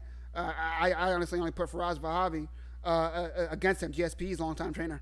Of course, I mispronounced that. Shoot me. But I do want to see what new wrinkles that Usman has to his game from that last fight to this fight. I do think it's going to be a lot of growth, but the advantage, I do give the coaching advantage to Gilbert. Gilbert said it himself, even if their head coach, Henry Hooft, did not specifically train him to beat Usman, he did have a lot of input as always, and he has had a whole training camp with a bunch of training partners that have trained with Kamaru Usman for years. It gives him a lot of insight on what works and what doesn't work against Usman. Training's one thing and a fight's another, of course, but there's so many factors just leaning towards Gilbert Burns that I'm going to give Gilbert Burns the rub.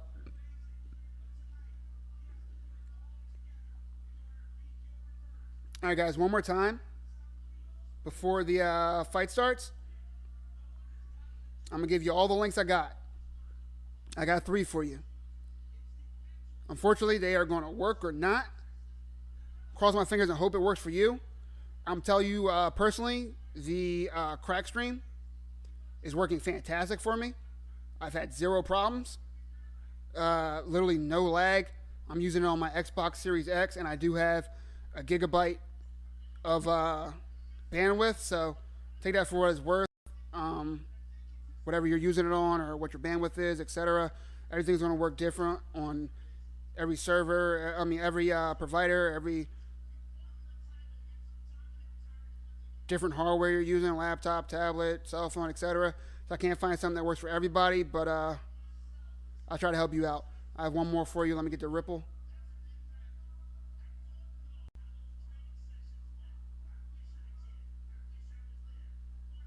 As Joe Rogan talking about the importance of how the training sessions went between these two.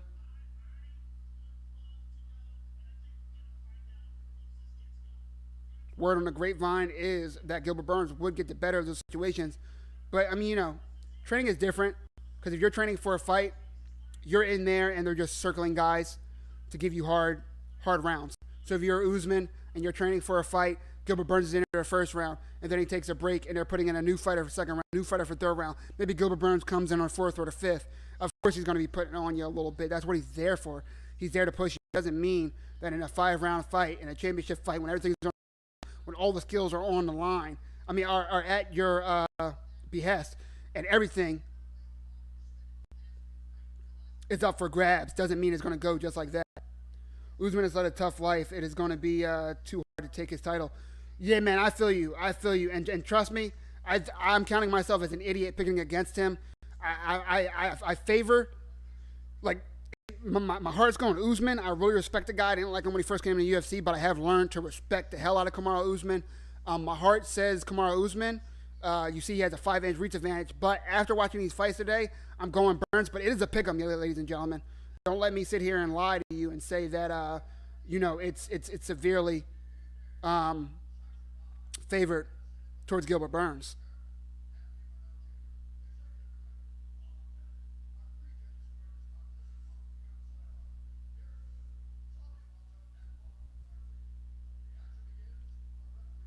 All right, let me get this last stream for you. All right, guys, whether you are on Twitch, Facebook, or YouTube, I appreciate you joining me. As always, we are live for UFC 248, Usman versus Burns in a matchup, teammate versus teammate. Guys, woo! After 3 hours of yelling, I am losing my voice a little bit, so bear with me. But goddamn, if I am not excited for this fight. Let me get my stats ready, etc. I appreciate you joining me. Please, no matter where you're watching, give the videos a like, thumbs up. Follow me. If you want to see what I'm up to and when I will be on streaming, hit me up on Instagram, Mike Jesse MMA on Instagram, YouTube, Twitch, etc. As my boy John mentions, it is levels. What he's referring to is he says that Usman is levels ahead of Gilbert Burns, levels. And maybe. But I don't know, man. It's something about this kid Burns. I really think he has that it factor. I'm just going to get these stats ready because I will forget. I'm excited. Y'all know how I get. I appreciate you guys being with me. We are halfway through the third hour. I'm excited. I'm literally sweating. Yeah, it might be the whiskey, but it's also the goddamn UFC 258 live, baby. We out here. Can you feel it? You see the energy level right here? You talking about levels, John? I'm levels, motherfucker. You understand? Let's go. As always, I appreciate you guys joining me because without you, I am just a guy and a microphone, and this shit gets boring. You understand what I'm saying to you? You guys literally make this shit possible, and I appreciate the hell out of your support and interaction. Look, both men straight to the center of the octagon. Whoo! You would not believe, just watching this, that these men are former teammates for 6 years. Let's go. Let's go. Let's go. Let's go. Guys, again, I am watching this under questionable methods. So if you are watching and bought the pay-per-view, you can either pause it and allow me to catch up to you, or just deal with the lag. It is what it is. It's the internet, so I'm not going to be watching it the exact second you are. Bear with me. Here we go. Gilbert Burns straight to the middle of the octagon. Key to victory for Kamaru Usman. He needs to not let Gilbert get rolling like a man just running downhill. He needs to keep Gilbert respectful, meaning he needs to land that right cross that he showed really well against Colby Covington. He needs to keep threatening to take down and not show that he's afraid to take it to the ground, even though Gilbert Burns has lights out Brazilian Jiu-Jitsu. He can't just turn it into just a striking match. He does have a reach advantage, but the dynamic striking is Gilbert Burns that just lands that overhand right. That's what I'm talking about, that power. And great uppercut from Gilbert Burns. Gilbert Burns is throwing bombs early, guys. Another overhand right. Nice jab from Usman.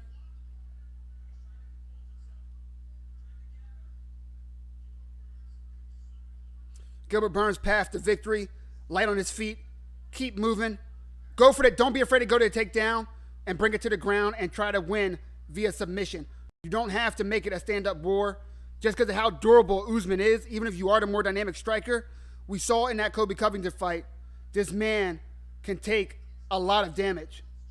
What's going on, Sean? Heading to work. Be safe, brother. I appreciate you stopping by, though. You my guy. Be safe, man, as always. And you see Usman doesn't even want to drop down into the guard, which is really good for Gilbert. First round, and Usman wants no parts of it. He's playing around like he does, but he doesn't want to be in the guard. He is worried about the submission acumen of Gilbert Burns, which he should be. Gilbert Burns is a world champion, Brazilian Jiu-Jitsu practitioner.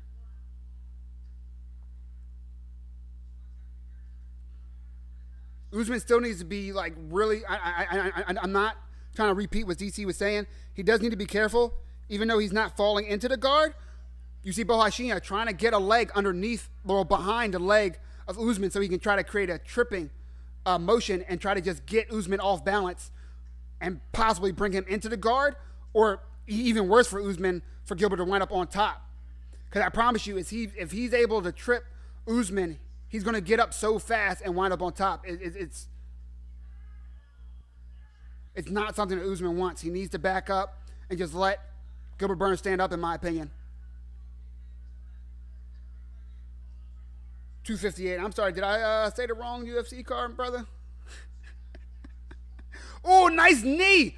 Guys, what did I tell you? These strikes. So you see Usman trying to push Gilbert into the cage and land those body shots like he was doing to Tyron Woodley. But Gilbert's not, unlike Tyron Woodley, is not going to allow Usman to just get comfortable and stay in that 50-50 position and wail on him like Woodley did.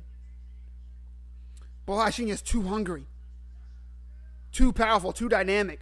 He is hurting Usman with these shots. You saw that check hook. Probably my second favorite strike in MMA. That lead check hook. It's just so fast and so powerful. Nice leg kicks from both men. Oh, body kick from Usman. I honestly, after watching Burns' fights, I see the path to beating him is using kicks to keep range and just being, the longer fighter. But Usman's not that guy. Again, guys, I'm not trying to doubt Usman. He's so impressive. I picked against him so many times. I said I'd never do it again. But after watching both of these guys fight all weekend, that's all I've been doing, guys, is watching any fights that I could, any highlights that I could. But she is so goddamn dynamic. And I just see more paths to victories for Gilbert Burns. Nice jab for Usman, who does have underrated striking, where a lot of people stopped doubting his striking when he saw, after he saw that fight, that war against Colby Covington. But if you're talking about better boxing, Gilbert Burns has better boxing than Colby Covington. Head kick, we talk about every week, guys. Even if you block a head kick, you're taking damage. No matter what body part that head kick touches, it's just too powerful. At this level, you're taking damage. You got to get that fuck out the way of it. Usman, all composure, we talked about how durable he was. He's not finished easily. Oh, combination from Bohashinia coming forward. That's what you want to see, those uppercuts, man. And he landed really, I forgot to mention it earlier, he landed great uppercuts against Tyron Woodley. And Colby Covington landed good uppercuts against Usman. So I see that as an opening for Bohashinia. I'm predicting a draw, so that way they both win. Yeah, man, look, I really like both of these guys. I enjoy watching both of these guys. I'm fans of both of these guys. So a draw, cool with me, man. As long as it's exciting and we have a good time watching it, I'm all down for a draw. Because I don't want to see either of these guys, with a loss. They're both not only great fighters, not only, is Usman a good champion, but he's a role model. And Bohashinia, if you listen to his background and how respectful he's been and just how much of a family man he seems. If you look at the embeddeds, they both seem like stand-up dudes. But we are here for the violence, so I would not be upset if I see somebody put in the coffin tonight either. You know what I mean? Of course, figuratively. Want to see both be safe, but we are here to see these men bang. No pause. My boy Zai Gowins, Usman round 4. Whoo, I like it.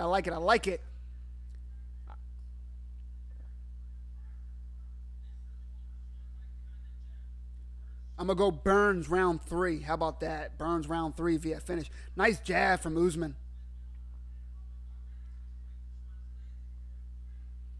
And Gilbert Burns, I know we know Usman showed a gas tank, but Burns kept a crazy pace against Tyron Woodley for 5 rounds. That was his only 5-round fight, though, against a diminished Woodley. So we'll see how he does against someone with the 5-round gas tank above Kamaru Usman, who showed that he just had like 2 extra levels against Colby Covington. Nice leg kicks from Bohashinia.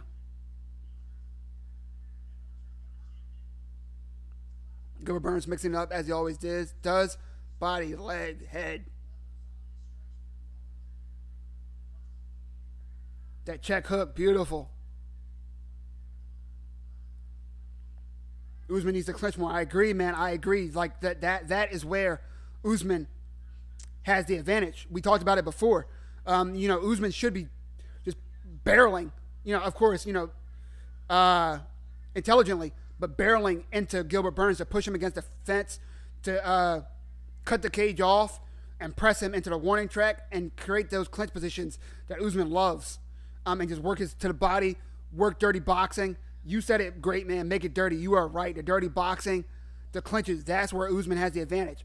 In open space, I said it before, the more dynamic striker is Bohashinia. Even though he gives away like 4 or 5 inches in a reach, he fights longer, though. He just has a more, diverse weapons in his striking. But I think it's 1-0 challenger, Gilbert Burns.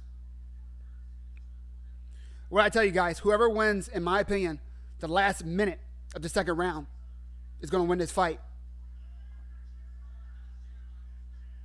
Michael Chandler saying if Burns can keep this up for 5 rounds like he did against Woodley. Oh! Oh! That cross from Usman drops Gilbert Burns. Gilbert Burns shakes it off, but he's hurt. Gets wobbled by a jab. A hook from Usman. And now, Bolashinha going for the takedown because he's getting hurt in the stand-up. Usman smells blood. Nice jab from Usman. Another nice jab. Gilbert Burns hurt. Overhand right. The second misses, but that jab wobbles him. Usman's all over him. Has him against the cage. Gilbert Burns needs to create some type of opportunity to rest because he's hurting right now as Usman's just unloading. Stance switch. Now in southpaw, landing the jab. Cross. Switches stances after that cross and now lands the left jab. Guys, we just talked about it. Being able to switch stances in the middle of a strike. It just confuses your opponent. They don't know where that strike is coming or how long it's going to take to get there because they don't see your legs because they're getting hit. They're worried about the strike coming. Guys, Usman's landing at will. This isn't good for Burns. As he throws a nice overhand right to try to back Usman up, but he's still hurt. He's still wobbly. Another jab for Usman as he switches stances. Guys, okay, so Trevor Whitney, we should have talked about it before. Trevor Whitman, what he's a master of, man, is teaching these fighters how to get good at switching stances in the middle of a combination and finishing a combination in a different stance. And Usman is doing that flawlessly. When we talk about different wrinkles in the game and in-fight adjustments, Usman has made a great adjustment from round 1 to 2. And that is not being in the same position as he was in the beginning of the combo as he is towards the end or the middle of the combination. And that is creating problems for Gilbert Burns. I don't know if you're ahead of me, but I am 48 seconds left in the second round, and it is not over quite yet. Guys, woo! Let's go. This is a fight. Nice cross hook combination for Gilbert Burns. Usman is a problem, man. No doubt about it. Usman is the champion of the world for a reason. No doubt about it.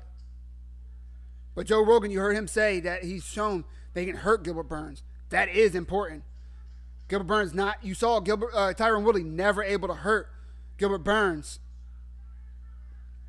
and and never able to make Gilbert Burns, think, because Gilbert Burns was just going straight for him. Both men just straight in each other's face, still talking shit. I love it. I love it. I love it, guys. It is 1-1. That's what the fuck I'm talking about. I said whoever wins the last minute of round 2 was going to take the momentum and take this fight. And that last minute was a little bit back and forth. But, Usman won that round the last minute. Gilbert Burns showed some nice counters. But the momentum has shifted to Usman as he has almost doubled the output of Gilbert Burns.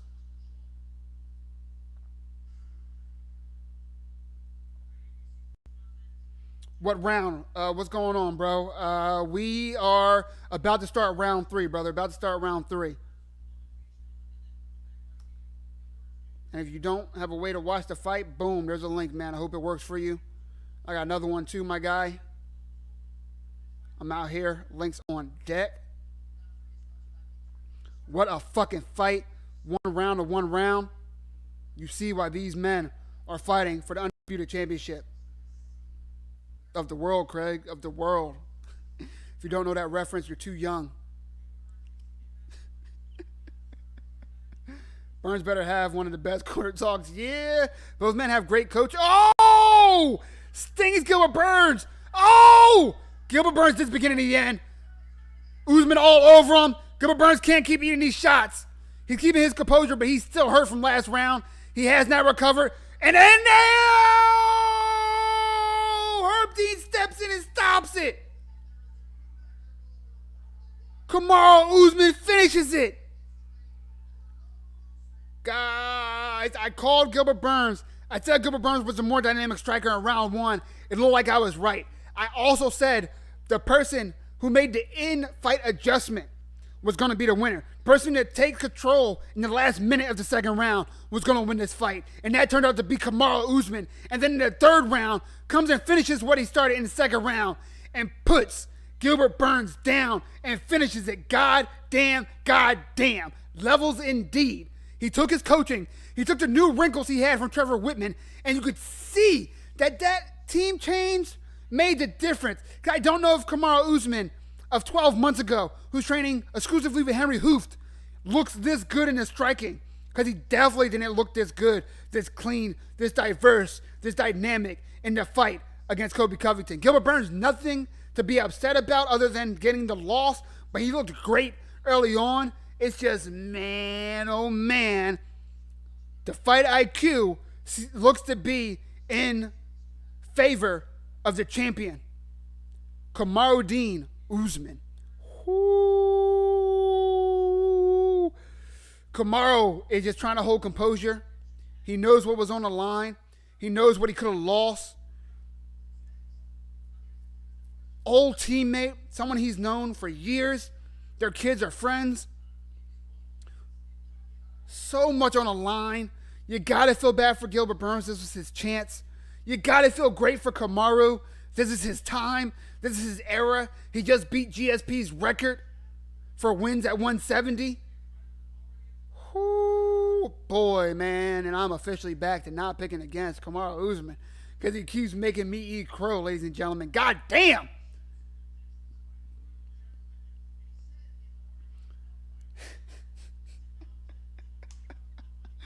Man, guys, this is why we watch the fight and not just make a pick and see the results, see what the results are later. Because you don't know. You don't know. Even if you called Usman, you don't know. You know in that first round, if you picked Usman, you were worried. You were worried from what you saw. Gilbert landed nice shots. He landed power. You weren't sure exactly how it was going to go. But then, those in-fight adjustments, I wish we could have heard the corners more. I would have loved to see what Trevor Whitman said to Kamaru to change it up. But he started switching stances in the middle of his combinations. He started landing beautiful jabs and crosses. He started taking his time and just picking Gilbert Burns apart and hurting him with not huge power shots, but just stiff crosses, which his cross was his best shot of the Colby fight. That's how he ended the fight, landing nice crosses, stiff crosses. But Kamaru can't even keep his composure. So much on the line, fighting his old teammate. Chose to go teams. Probably had so much not self-doubt in the sense that he thought he was going to lose. But, you never know if you made the right decision when you leave a team that you were winning with. Hold on, I'm going to turn it up because I definitely want to hear what Kamaru Usman has. Guys, right after we hear what Kamaru has, I'm going to be out. 3 hours of talking has my voice pretty much gone, but my hype level is still up here. As always, guys, we're going to stay and listen to what Kamaru says. But before that, thank you guys for joining me again. I appreciate it. If you dig what I'm doing, give me a thumbs up and a follow. Join me. Every card that you guys give a fuck about, I'll be here. I promise. Whether it's boxing and it's a big name, whether it's BKFC, whether it's UFC, Bellator, One Championship, whatever. If you guys give a fuck, hit me up on Instagram at MikeJesseMMA. Tell me you give a fuck, and I'll turn my camera on, hook up the mic, and we will be out here for a night of great fights like this one. Guys, people are talking about this card was thin. I don't know about you, but are you not entertained? This was fantastic. This was entertainment from start to finish. And man, Gilbert Burns, of course, a lot of emotion. It sucks to get this loss, but a great showing. He shows that he deserves to be in the top of the division. Where he goes now, I'm not exactly sure. Who's next for Kamaru? Who the fuck knows? But he is the dominant, reigning, undisputed champion of the world at 170 pounds. Goddamn. Use the dope punches if you want to win. Yeah, man. Facts. And Gilbert was throwing the first round. He really was. Second round, though, that stance switching, it just, it did a lot to keep Gilbert thinking too much and guessing and not having clear openings. Wow.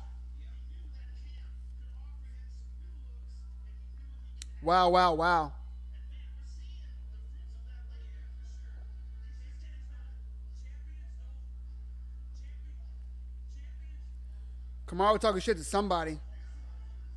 Oh, I think he's talking to Joe Rogan. Not talking shit, just hype as hell. He said he's varsity.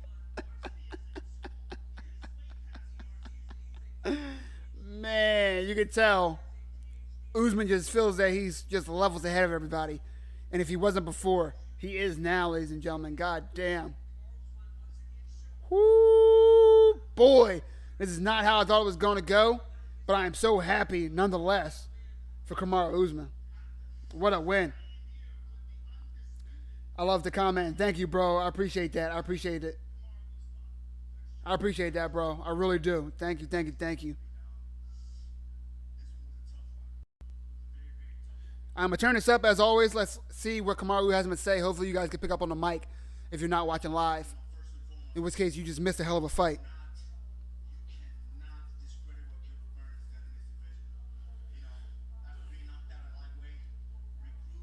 Usman saying you can't count Gilbert Burns out as he getting knocked out at 155, then moving up and doing what he did in 170. He's right.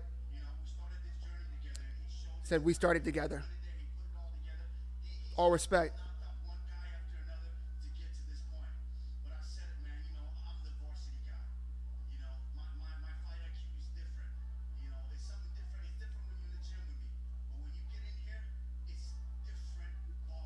Usman talking about what we talked about earlier. It's one thing in practice, different in the octagon. So his IQ's just higher, and I can't argue with him. Because fuck, his adjustments, just beautiful. Beautiful. If you guys got anything to say it now.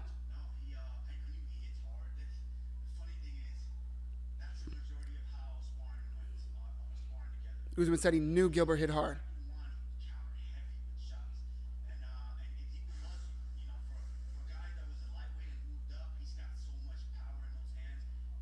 Talking about even though Gilbert's a smaller guy moving up, but he's strong.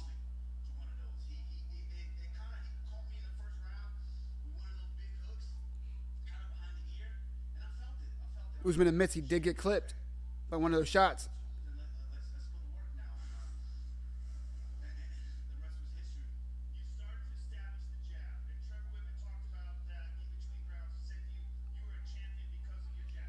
All right, Joe Rogan mentioned that Trevor Whitman did mention a jab in between the rounds, and man, Usman took it to heart because his jabs were lights out after that. And that cross, oh, look at that, man. That is by far Usman's best punch, the cross.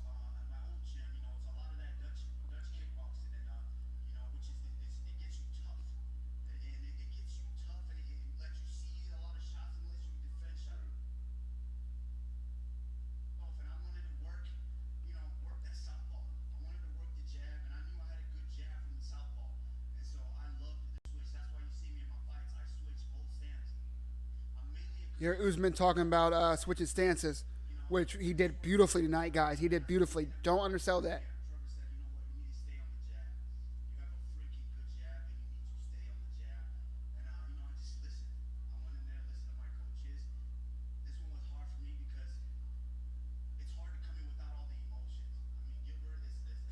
Said it was hard because he respects him, but the intensity he brought, man, was palpable. I could feel it.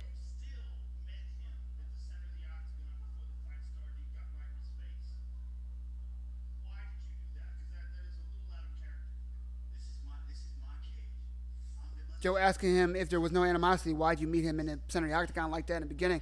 He said, because it's his cage. He doesn't care.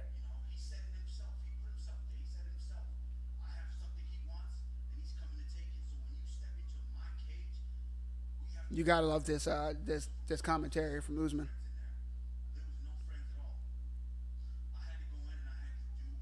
Said no friends.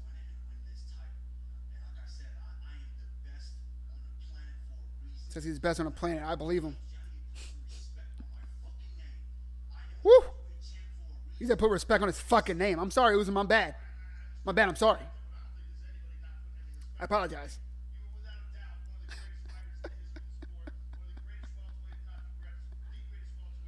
They need to chill on the greatest welterweight because the greatest welterweight ever is GSP, and the second is Woodley. Just with the title defenses and the opposition. But Usman, definitely on his way.